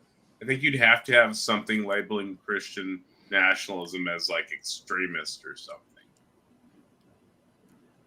By that, do you mean like there's not enough states that would be willing to pass the kind of amendments you'd need? No, I'm saying that that seems to be directly opposed to the Constitution. Oh, I got a good argument. Is it because if it's going to be like the majority of Christian values, and the majority of Christians are Roman Catholics, and they have a papacy in which the Vicar of Christ holds all temporal authority, that's absolutely anti-democratic, and the American government is a democratic republic, and so they would not share that value, and that seems like to be a pretty significant value. I just think that for it to take place and you to implement that, you'd have to. The Christian nationalists would have to like actually take out the government, like sack the government and then rebuild. Yeah, like these fancy. Which I do not support. I am not a Christian nationalist. I'm just saying I think that their beliefs, if they truly wanted to enact it, I think that's what they would have to do. Yeah, these are like fanciful dreams just because they're sort of had a resurgence in like pop culture or something, where I heard Jim Bob, I think today, saying that America is dead and it's like there's a power vacuum and Christians can take the throne. I guess we just are living in different worlds or something. Like at best, maybe Christian nationalists are sort of like useful idiots for pushing policies and agendas that favor the political elite. But outside of that, I don't think there's. Yeah, I was thinking that it's like the Christian nationalists, the only people that are benefiting are the people at the top. It hurts everybody else. Why else would they be pushing it? How about this? Like, do you think Christians should like have homes and afford groceries? Would that? So it's like. Yeah, why not? Right? I think everybody should have access to a good life. Well, like an argument you could make is like, what's like pragmatically in the best interest of Christians? Maybe we should work on reducing we should deal with like the affordability crisis, and like monetary, like fiscal policy seems to be like pretty relevant. Yeah. For sure. Yeah. And it's just this is like the culture, like they're sort of like the culture stuff is sort of like not relevant. Like it seems like kabuki theater to me a lot of the times, because nothing really changes in that regard. It's just like who gets to say nan and a boo boo to the losing team, and then in terms of like actual power and laws, like they're just like laughing at everyone. Although maybe I'm conspiratorial minded, but that's just how I see it. On time. There were huge amendments, like even the 19th Amendment, that doubled democracy basically overnight, right? Really shortly after the country was founded, it was just the white landowners that could vote. It actually got expanded very, very early on. I think it was in the 1790s to any free white dude. So that was actually a greater increase percentage-wise. It way more than doubled the amount of people that could participate in democracy right there. So, sure. Yeah, percentage-wise. In terms of absolute number, it was obviously much smaller. So basically, when you said the Bible has no room for democracy? No, I said Christianity doesn't have any elements of democracy in it. Right, but why wouldn't somebody be able to set up a democracy based on Christian ethics? I think you would have to draw your inspiration from somewhere else. What I was really just saying there is that like Christian institutions just don't have like democracy as part of it. I know like bishops and stuff vote for things, but the bishops aren't elected as far as I know. I think they're appointed, right? So it's like the elites do a little bit of voting on things, but that's not really a democratic system, I wouldn't say. I don't think the Bible specifically makes prescriptions for what type of government a nation should have, but I do think that it's quite acceptable for people to make prescriptions for what types of government we should have based off of Christian ethics. Now, a democracy might be wrong, but that's, again, the same issue. We have to argue these things out. We have to debate these things. We have to question our interpretations, just like any other person in any other ideology. That doesn't mean that Christian nationalism is bad just because it's not completely uniform in every belief for every person to follow. I mean, the way I'm sort of approaching this is I'm not exactly here to tell you that I can't imagine anything worse than Christian nationalism. I definitely can. But I think that it would be worse than what we currently have. But, well, I don't need to, I could say more, but I've actually been talking a lot, so that's just what I'll say about that. Well, to be fair, and I don't know what happened behind the scenes, I'm very grateful for James setting this debate up for us. There was another prompt that floated around, and I'm willing to go and do another debate sometime about it, comparing Christian nationalism to, say, I don't know if you would agree with like the liberal status quo or secular ethics, secular humanism, but we could do that another time. I'd be willing to do that. It's always weird to me when they're bringing up setting up more debates in the middle of the debate. Y'all have any comments on any of what was said there, or did it just seem like more no substance to you guys? It just seems like Wi-Fi comes very close to saying he's against democracy. He just doesn't want to be like saying it. He's just so wishy-washy. There's no content in anything he's saying.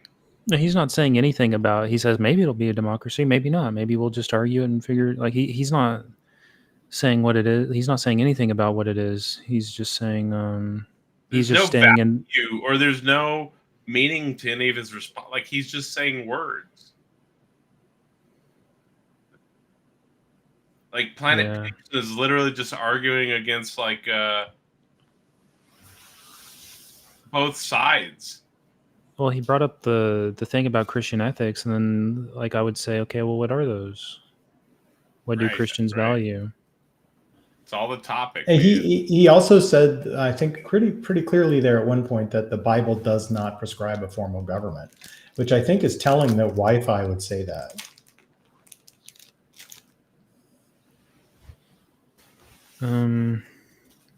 Yeah, like one thing. Unless you're prepared, you probably don't want to jump into the Bible for an exegetical. I mean, I would love to. Like, I don't mind going there, but it's probably like not your territory usually if you're not a Christian yourself. I'm just imagining you and Wi-Fi debating precept together. So, like, if I was Peterson and I didn't know, I mean, I'm not saying you don't know as much, don't know the Bible very well, but like relatively, I would say just grant him, okay, well, like, what is the interpretation of the Bible? Like, what are Christian ethics? And he's going to say, I don't know. Like, we'd have to argue it. And if it's the case that we don't know what Christian ethics is, then I really don't know what we're arguing. And it's like, is Christian nationalism bad? Okay, well, what is Christian nationalism? Christian nationalism is Christian ethics. What are Christian ethics? Christian ethics, we don't know. We'll have to argue it out. So is I don't know bad for America? I mean, I guess so. Like, it's probably better to know what you're doing, to know what your values are. But if you know what your values are, like, what's the argument for, like, what are these Christian values? And then why are these valuable? So this is what I would do. Like, what are these Christian values? Okay. And why ought we to adopt these values? If you're a Christian, you're going to have to say because, either God prescribes them or something like that. Then it's just saying that Christian nationalism is good means that Christian nationalism aligns with Christianity. And then you're just saying something like Christian nationalism is good for Christian nationalists, or if Christian nationalism is good, then Christian nationalism is good at that point. I have no idea. But thank you for the super chat. Yeah, maybe I'm doing something like that at DebateCon. So, it would be down the road, and then Thanksgiving's 2 weeks after DebateCon, so it'll down the road, perhaps. Right. As far as this prompt goes, because you said you may have like given it to me to ask you questions. My sole question is, what is the argument that Christian nationalism is bad for America? Oh, sure. I guess I'm happy to repeat parts of it without talking too long, but I'll just sort of go back to some of the parts from my opening statement, essentially. I think it would be worse than the system we have. And probably the biggest part of that would be kind of what we were just talking about, a little bit connected to what we were just talking about, but like the like which version of Christian nationalism, right? I think Christians would reject. You know how they're talking about nuking the filibuster? This sounds like a tangent, I promise it's not. You know how they're talking about nuking the filibuster in Congress? Right. So the idea is if we get rid of the filibuster, then if we just have a 1-vote majority, we can get whatever we want done.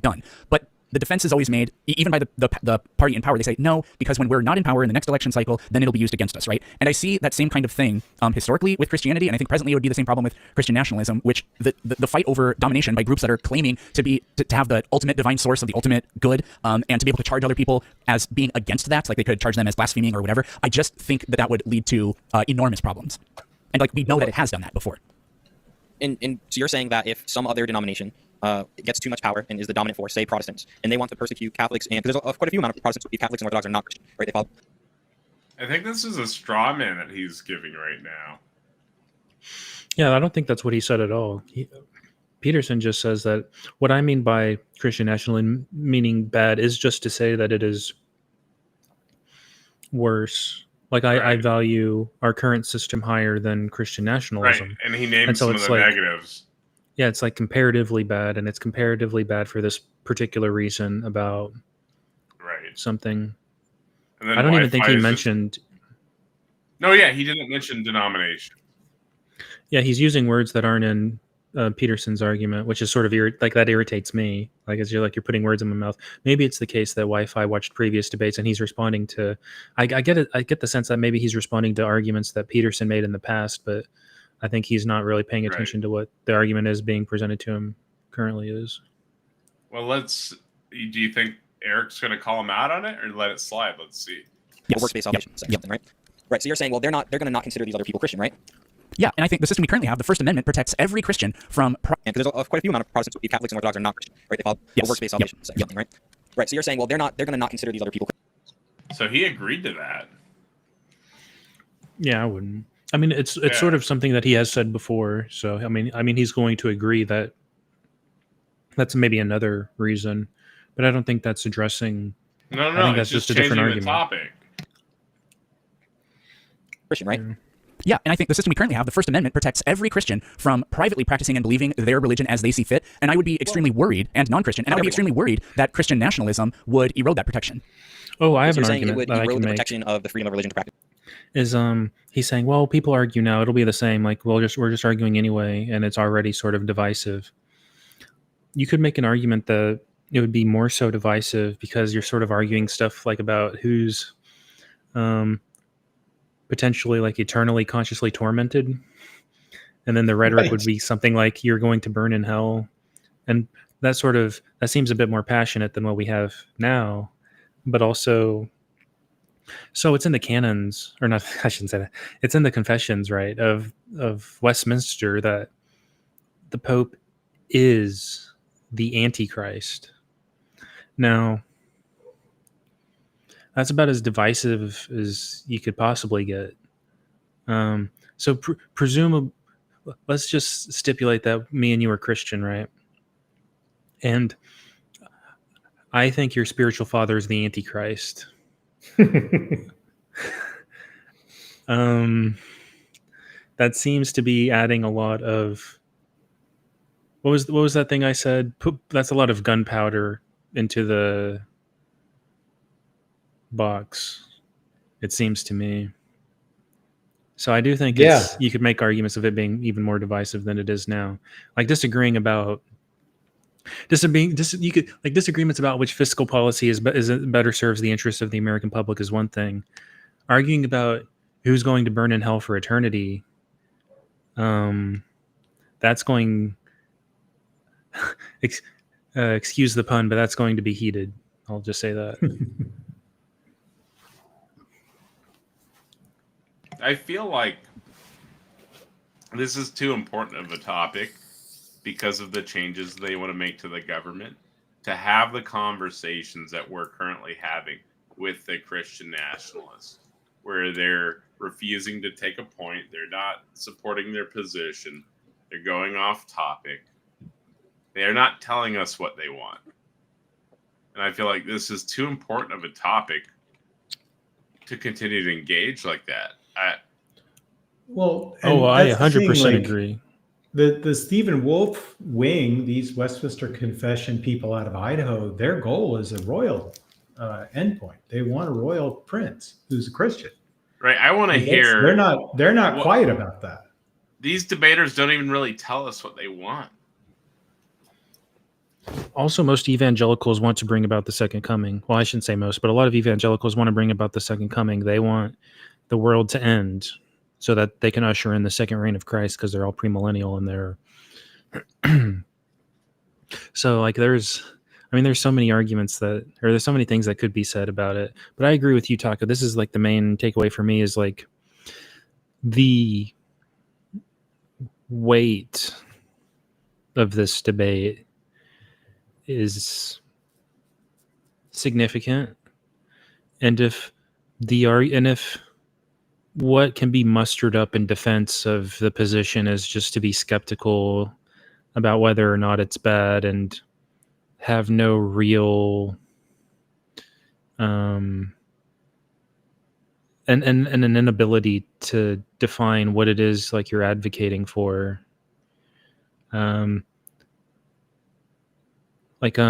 you'll say things like extraordinary claims require like extraordinary evidence. So you could say something like, well, these like extraordinary aims require like an extraordinary amount of substance. Like you need to provide me with like ridiculous amounts of reasons to support Christian nationalism, right? Like if you go up to someone who doesn't support Christian nationalism, right? You're to say that you should support Christian nationalism because we don't really know what Christian nationalism is, and you can't make an argument against it. I take to be just totally unpersuasive. I don't think that would move anyone. Yeah, and I don't think winning a debate or engaging in a debate, and yeah, they need substance, dude. There's just no substance in any of the debates that I've seen for it. I don't even know what the position really wants. They know what their position entails. They keep saying force. But what does force really mean? How many times have you heard them use force? Probably in every debate, right? Except for this one. Yeah, I know it's Jim usually Bob. something about how men should rule because they can impose their will physically. We make prescriptions for what a church is currently, right? In America, we make laws on what is and what is not a church. Oh, well, it's as from what I understand, the only way that's relevant is to get like your tax exempt status and to be able to qualify for probably like civil rights protections. Right, so you can call yourself a church, but you wouldn't be legally recognized as one if you didn't meet certain criteria. Yeah, John Oliver was able to do it though, so maybe it's easier than we think it is. Maybe. He's rich though, so that probably helped. That definitely helps. But yeah, I would say I don't see how it would be different. I mean, it might afford some churches the ability to collect taxes and be more well funded, but I don't see how if someone could just say, well, this isn't a church, and the people say, okay, kick rocks, we are a church, how that would be different than it is now. Well, so like for example, I'm sure you agree that churches do huge amounts of community outreach and charity, right? Correct. But what if they lost their tax exempt status and then were crippled in their ability to do that because like it could be like it could be a non-Christian group? Like, do you think Mormons are Christians? I would say probably not. Right. So like literally the entire, and they have a huge War chest for sure. Yeah, but they have a huge what do you call it, the mission work that they do. Yeah. It's basically like compulsory, right? So imagine that gets taken away. I can imagine that being more likely to happen under Christian nationalism than the system we currently have. I mean, secularists would love that. I mean, then you can make the same argument against secularism, that secularism would be bad for America in the same way. Most atheists I talk to want tax-exempt status revoked from churches. Yeah, I don't know how I feel about that exactly. It's hard to say. But honestly, tax-exempt status, while it does help, it just allows people to keep large amounts of money in bank accounts without getting taxed on them, and it helps with sales tax and property tax. So, like, you can stuff your money into property and not get the tax on it. That's beneficial. But They bring up their own point every single time I see a preceptor. They have like a backlog of points they're ready to address, and they do this thing that he just did now, where they like make a point that's like tangential to the point the other person was trying to make. There's like a word or something they know how to talk. I think we talked about this last night, Howdy. There's like a word or something that triggers them, and then all of a sudden, or reminds them of another word, and they bring it up and they just address it like it's just part of the conversation. Yeah, maybe some people have like talking point trigger words where someone says this. Oh, if someone says this, I say that, without thinking too much about the context. One thing I was thinking of is like, okay, let's collect taxes so that to fund these giant churches where, you know, we can have these, everyone gets like a Vatican, and we have like these fancy whatever you want to do. I'm not sure like how that squares with like the Christian ethics, because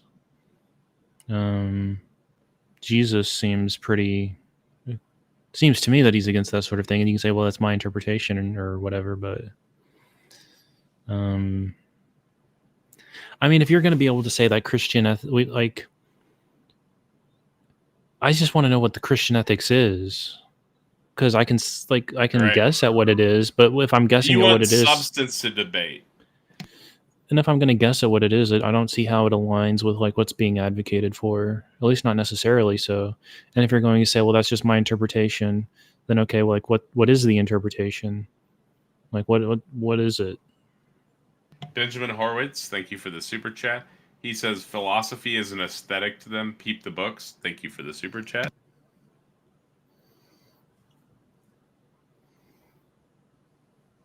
Yeah, That's all I had to say. I'm with you. I just want some substance. I don't know what I know it's an important conversation, but I don't even know what we're arguing against or talking to people about, right? Like with secular humanism, people are arguing secular humanism versus Christian nationalism, like it's a opposing worldview or something, but nobody even knows what the worldview is. Don't secular humanists have like a thing that they have their values like posted on a flyer or something? Yeah. It's written down in text just like the Bible stuff is. Well, if I was a secular humanist, I would say this is a paradigm level debate. These are our values. What are your values? And if you can't provide any values, then you lose by default because you're not offering anything, and you're not offering a paradigm in order to oppose mine. That'd be kind of funny. Yeah, because they and that's what they constantly say. This is a paradigm level debate. You know? Yeah, what's the colleges paradigm? do with their funds called when they invest their money, they keep it in a certain fund. Oh, yeah, an endowment. Yeah, tax the hell out of those things. That's the only thing Trump has done that I agree with, I think. Yeah, so that's that's one way that like there are other ways to handle your money if you're smart enough that would be similar to a tax exemption. The Christians from the Christians, but what about non-Christians as well? Because again, the system that we currently have, like with free exercise and those sorts of this, like whole thing has been about just the First Amendment and almost nothing else. But like in Christian nationalism, do you at least understand? I guess I would ask, how do you see those rights still being protected for those kinds of people? You know, people like me that don't even believe. And do you understand how I would expect it to be more likely that their protections would be eroded? Yeah. So what rights would you be afraid of you losing as an atheist or a secularist under a Christian nationalist society? Well, there actually are states where you can't run for public office as an atheist, like Texas and a few others. I think actually one of the New England states is like that too, which is really bizarre. So I would be afraid of seeing more of that kind of thing, right? Or like not being able to be a public school teacher if you're a Muslim, for example. I have a very pertinent answer to this. I would say something like, well, as an atheist, I'm blaspheming the God. I mean, you could, I guess it's going to, like, he can always say, well, that's just your interpretation. But I mean, at some point, that's not going to mean anything to me anymore. I'm going to say, so blasphemy literally just means to poke holes in. So if you're like questioning or arguing against, like, atheist apologetics are like definitionally blasphemous. Maybe that's a little too spicy, but that's where probably what I would say. It sounds like a great argument. Frosty sent a dude. It's unlikely, Howdy, that they won't succeed in it, even if they take away the First Amendment. It's a meme. The real solution is to defeat them is proposing false flags in every launch of rational policy. I don't know about that. I think you just get them to tell you what they want, and their position defeats itself.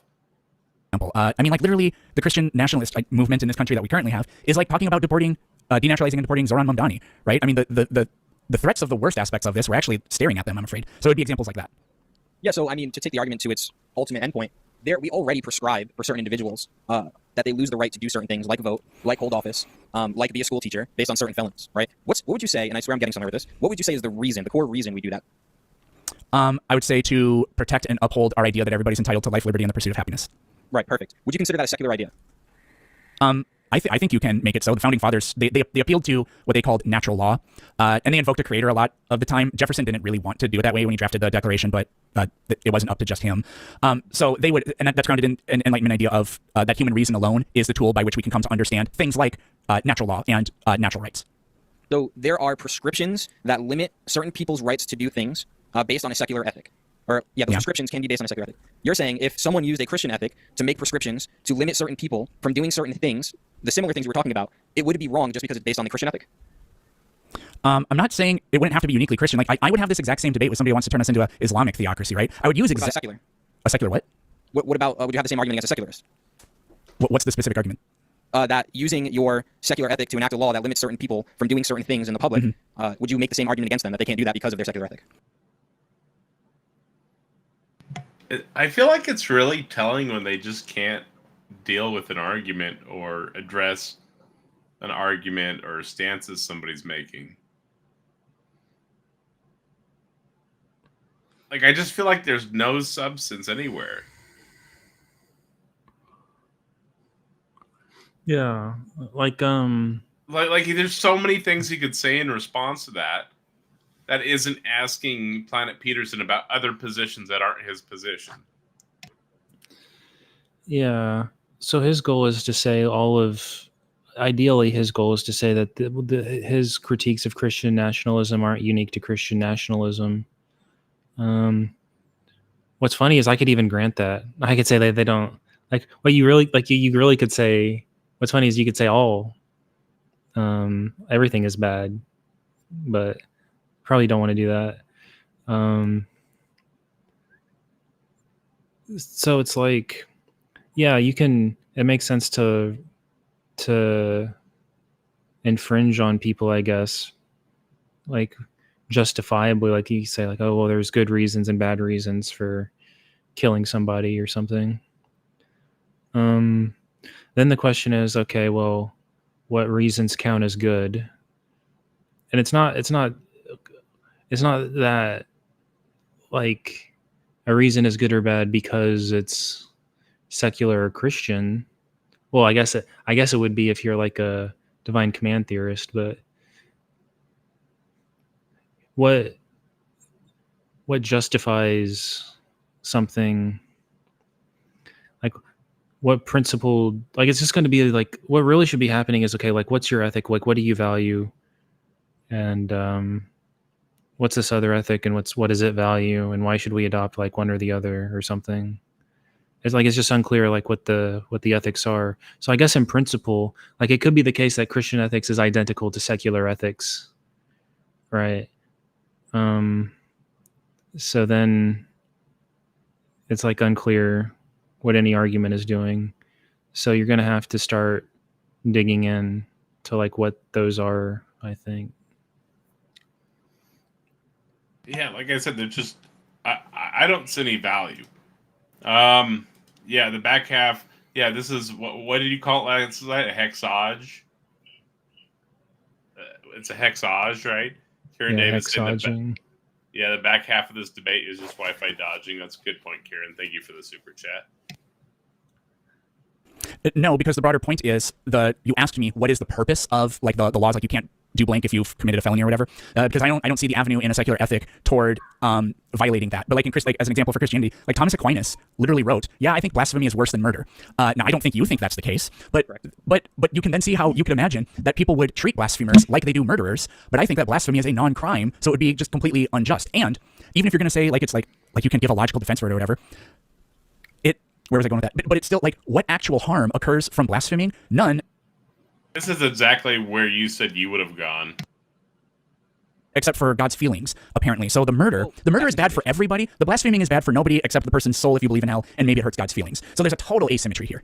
Right, so two things. One, there is an interpretation there that as a secularist, I can understand why you look at blasphemy and say, this is just nonsense and it doesn't actually hurt anybody. There can be arguments made, and you kind of alluded to one about hurting one's soul, right? It just depends where you start from. Obviously, we start from different paradigms. We're not going to get equal footing there.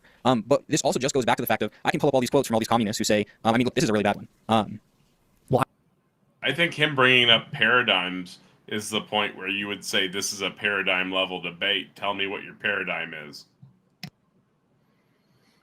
Yeah. Well, I wouldn't accept that it's a paradigm level debate because I don't accept Kuhn's analysis of science being a rational endeavor. I know, but it sounds funny. Yeah, like I would say it like jokingly. Like maybe if like the debate's like kind of a joke, then I would say something like it. Benjamin Horde says that was pure sophistry. Yes, sometimes we deny certain rights. The reason why is what's important. Felons are culpable. Non-believers are not. Yeah, I know. It's kind of insane, dude. Yeah. So one thing is like, what? And thank you for the super chat. So what if it's the case that people don't in fact have souls? Then, it's hard to see how that would be, that law would be justified. Right. How could you justify it if it's an unfalsifiable thing? That just doesn't really. I don't know if that would move anybody to say like, oh yeah, sure. No, just be more meaningless jibber jabber. So like we're not comparing views here. Like that wasn't the point of the debate here. But what I would say is, I would even if we were doing that. I never get why they bring up other people's positions when they want you to like address their position, but then they bring up other people's positions to straw man your position.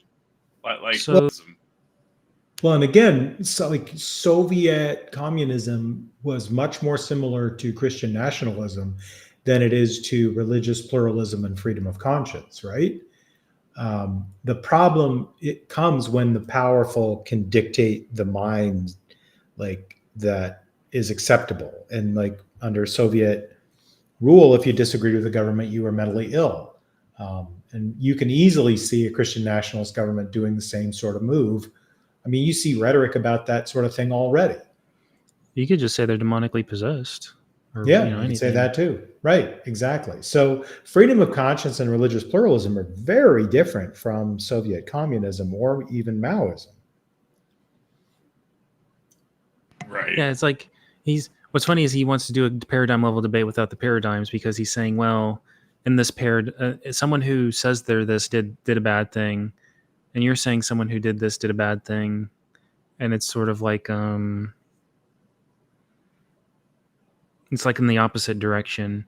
Really, like we should just be talking about what is valued and why. That's the literature of ethics. Like I could say, oh, we should be like utilitarian. I'm a consequentialist. But we're not really even talking about any of that. So I think like both parties aren't really familiar with like the literature of ethics for that sort of conversation. So it's sort of, and you asked why do they go to this paradigm level thing? So this paradigm language comes from Kuhn, from postmodernism about philosophy of science. So very briefly, the philosophy of science has a couple of problems that they have to solve. The demarcation problem between science and pseudoscience, the either descriptive or normative theory of science, like what is it that science is doing, what is its goal, what is it accomplishing, and how does it achieve these ends. So Kuhn comes around and he says that the scientific progress is a fundamentally irrational process. Like it's not made on the basis of reason. What happens is science is more so dogmatic. And it's only when a lot of things sort of eat away at the currently established dogmatic position that it causes a crisis. And then from the crisis, there's a paradigm shift into a new paradigm, and then that paradigm becomes the new dogma.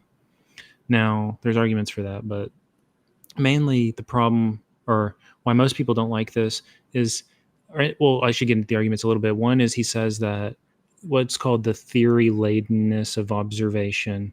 So the idea is that there is no objective facts, there is no objective data, there is no objective framework, there's no objective evaluation.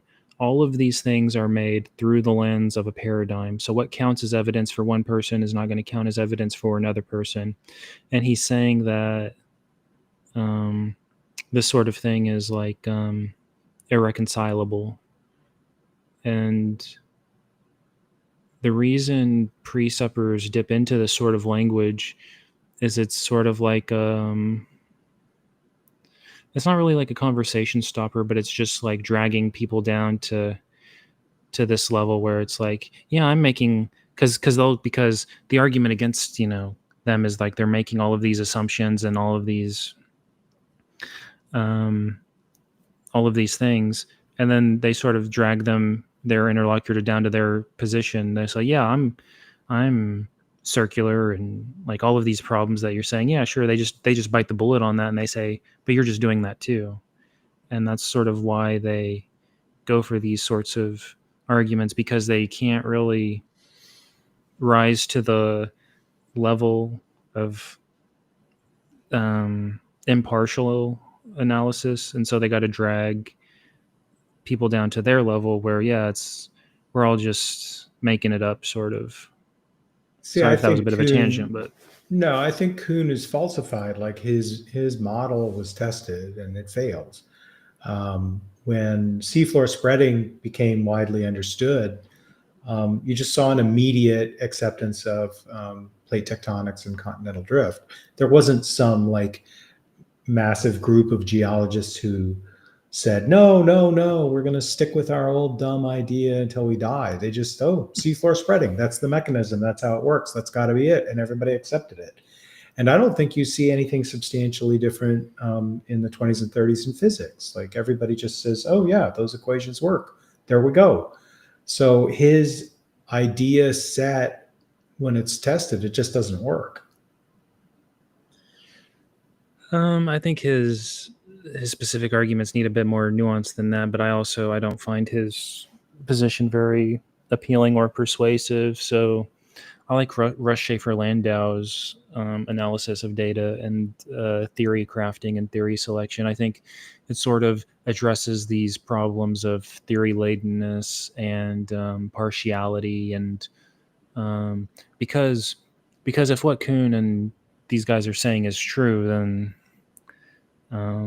the debate is sort of like, not only is the debate unmotivated, it's fundamentally misguided. Like what's going on here is like people are mistaken when they're making arguments for their position. I find that too big of a pill to swallow. So, and his arguments were not persuasive enough for me to adopt that radical of a position.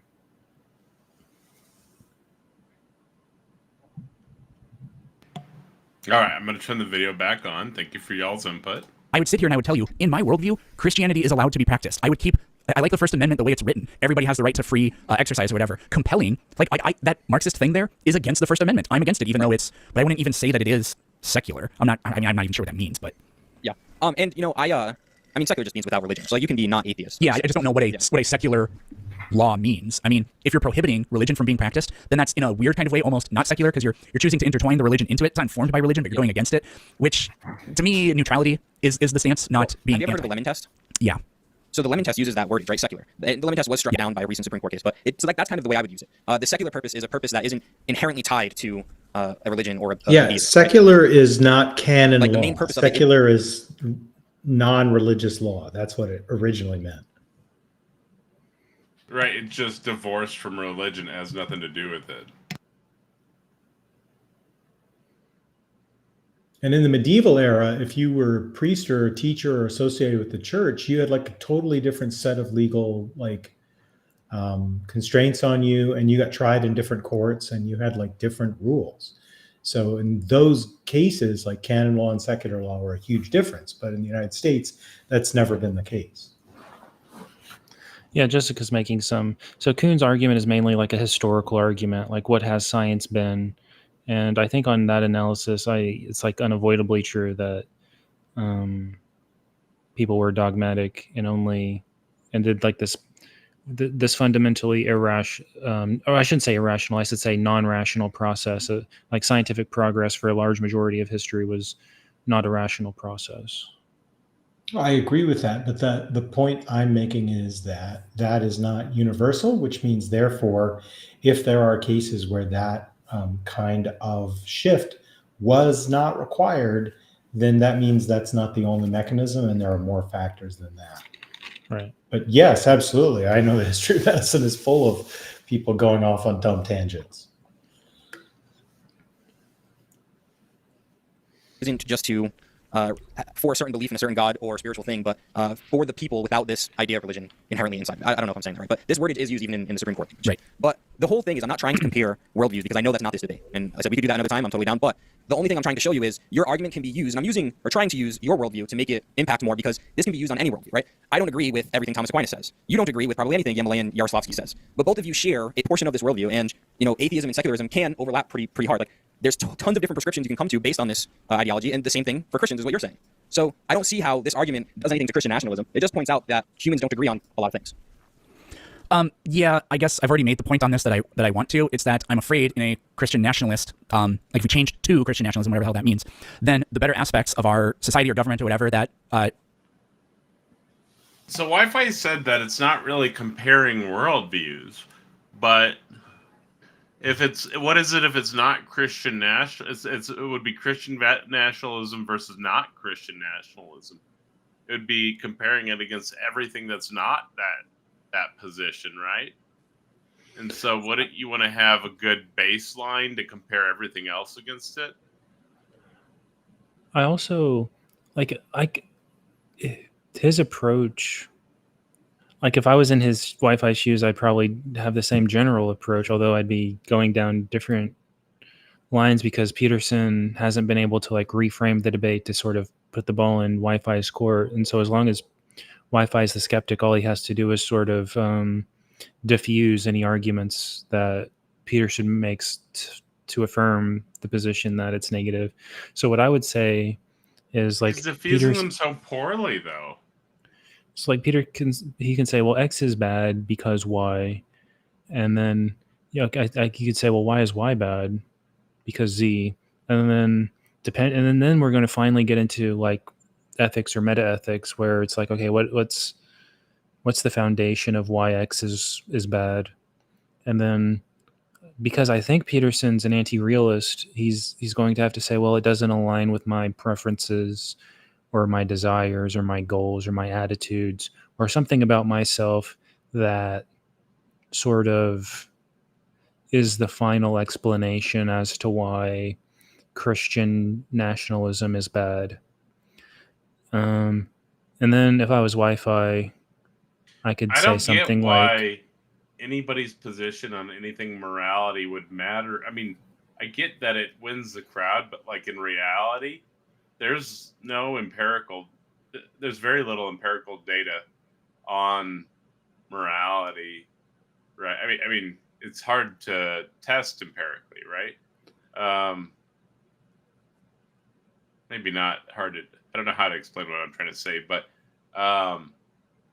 it's definitely a phenomenon that occurs, and everybody does it. So whether it's objective or subjective or whatever else you might want to claim, but whether it's mind dependent or not mind dependent, I don't think it matters, right?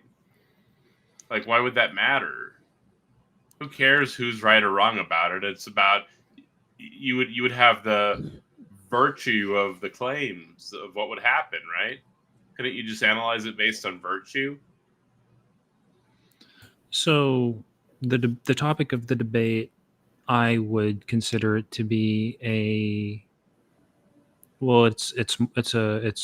moral because it's an evaluative judgment about the actions of an agent, or in this case, I guess a collection of agents or a nation.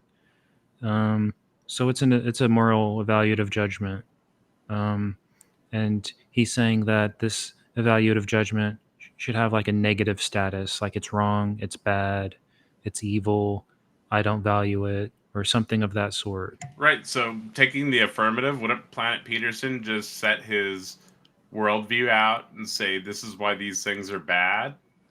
And then, so according to my opinion, these things are bad. So, so if that's the topic, and he's in the affirmative, I guess what's supposed to happen is that Peterson makes an argument to support that conclusion or that evaluative judgment. And so let's say he presents an argument. And you could say, well, this Christian nationalism should be evaluated negatively because Christian nationalism entails X, and X is evaluated negatively. So this sort of prompts the question of, okay, well, why should I accept that X is evaluated negatively? That's sort of the dialectic of what these sorts of conversations. Well, wouldn't you just be like, everybody has different positions on morality? I don't think that anybody would be capable of providing some type of evaluative judgment based on the foundation for their moral claims, given that something like a God likely doesn't exist, which would be claimed as the standard for the morality of a specific position. So I think we'd rather just address the situations themselves. I mean, we share quite a bit of moral feelings, or yeah, maybe you could say wouldn't that be a better way to approach it? You could say X is bad because X entails Y and Y is bad. Now maybe it's the case that Wi-Fi accepts that Y is bad and X entails Y. Then presumably he'd have to affirm that X is bad, assuming he thinks that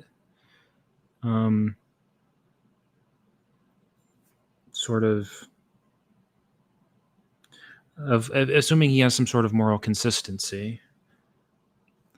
But he would be sort of like rolling over on the, like he wouldn't really be mustering any sort of, it wouldn't be a debate. That would just be Peterson making an argument and then Wi-Fi saying, okay.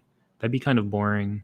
So presumably Wi-Fi is either going to have to reject the inference or one or more of the premises. And so he's going to, or I guess present a counter argument, but he's just going to reject he's either going to reject the Christian nationalism entails X, which is a lot of what he's doing. He says it's not necessarily the case that these sorts of things would occur.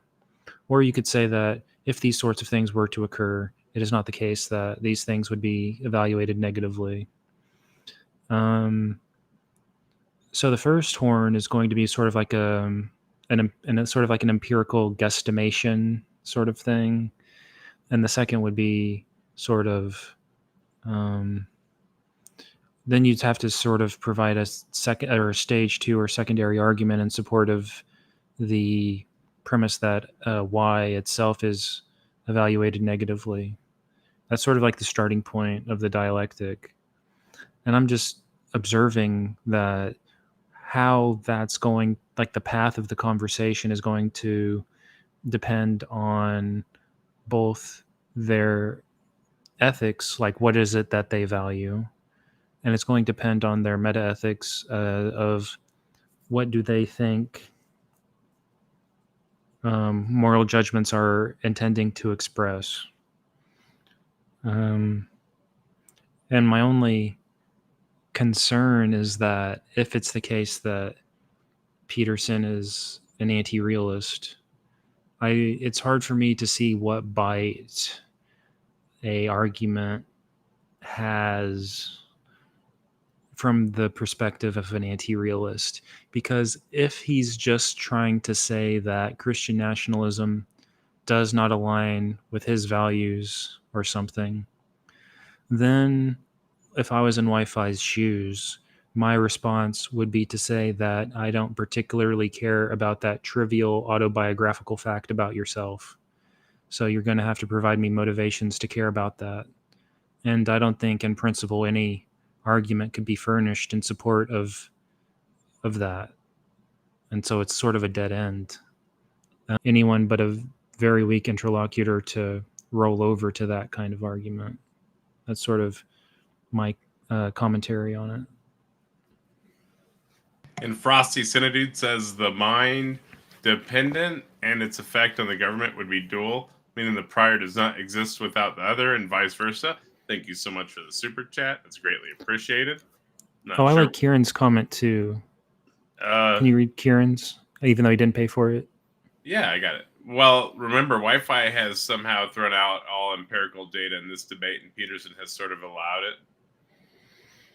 Yeah, I don't know why he's sort of just given up on all of these, because he seemed to have prepared, something, because he had points of data he was referencing, and then throughout, I mean, maybe it comes later, but throughout the debate, he sort of has given them all up just because Wi-Fi made. I can see why Kieran Dave's irritated. I agree with him now in retrospect, because he sort of gave up so much of what he could have brought to the table just because Wi-Fi said something to the effect of correlation does not necessitate causation.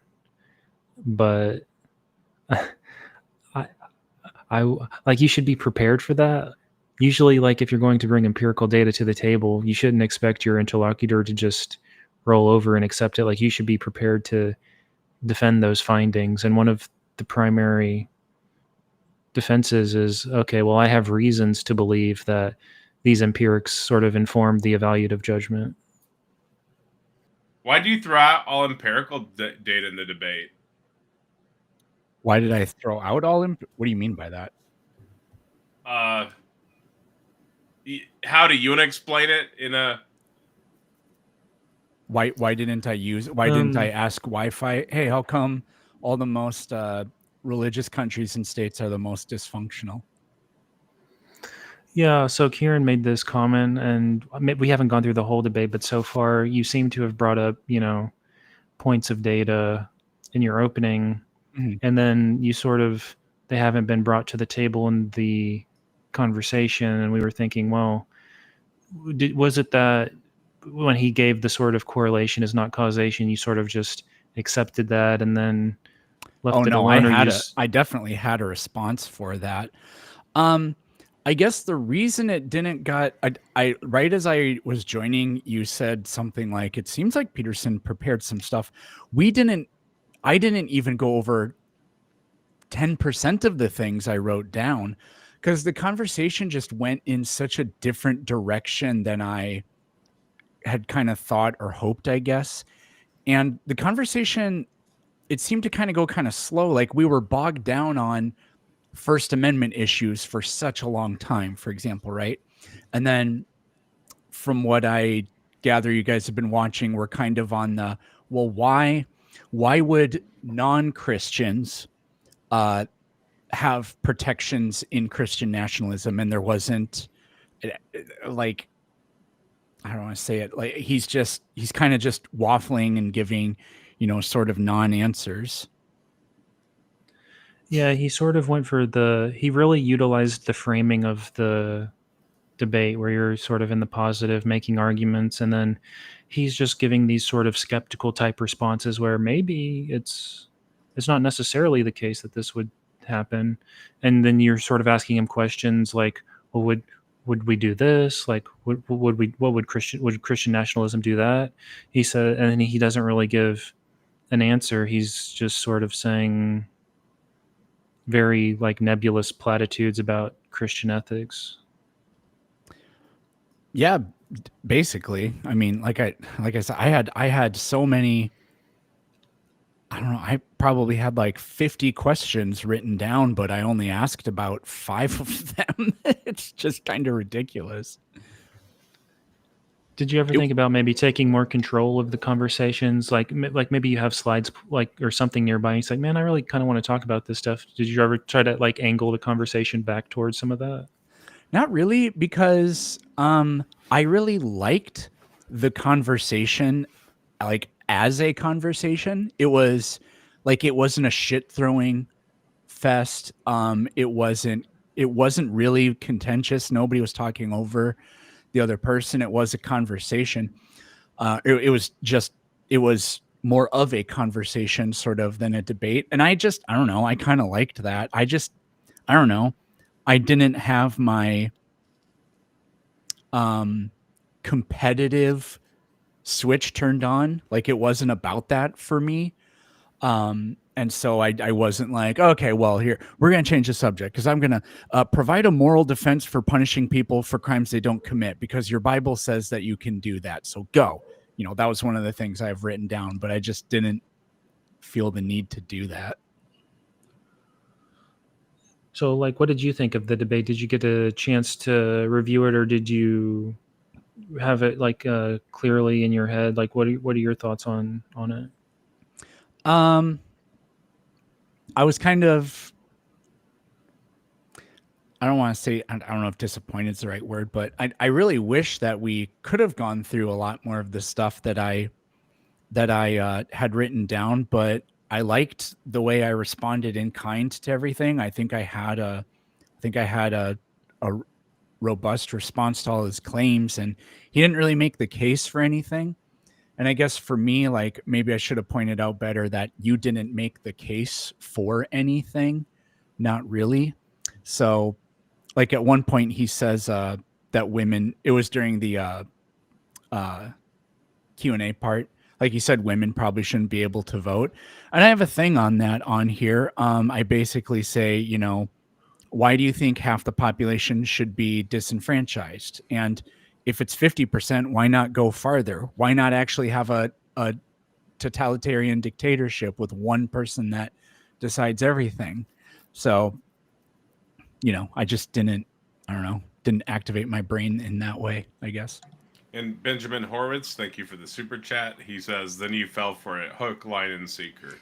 What I can say I saw was Wi-Fi Gospel gave you a bunch of vacuous responses, literally meaningless responses, wishy-washy on literally every position that you brought that you said Christian nationalists would take. And he's just like refusing to agree or disagree with you on any of them. And it made it impossible for you to have a debate. You just had to bring another thing up. You know what I'm saying there, though? There was just no meaning behind anything he said, it seemed like.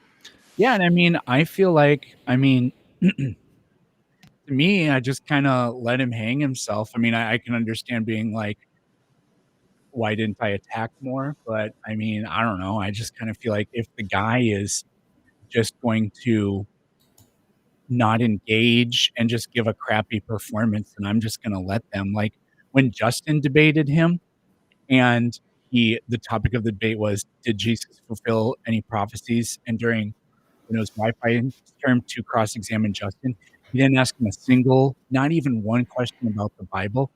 And Justin, he could have been like, yeah, this has nothing to do with the topic. Get to the topic. Yeah, like sometimes I think when I'm having a conversation, sometimes I want to like point out something, but then I'm like, well, maybe I assume the audience is aware enough to understand like this is like a pretty awful response, and I just usually sometimes if something is so bad, it's better to just like leave it in the air sometimes. Yeah, I mean, he said at one point the Bible does not prescribe a particular form of government. I feel like that. Okay, well, then you just admitted that this is your vibe, and it doesn't come from anything Christian. Yeah, I thought about referencing the Bible, like, well, the Bible says obey your governments because they're put there by God. So you have no right to overturn any system we have in favor of Christian nationalism. Like, I could have said that,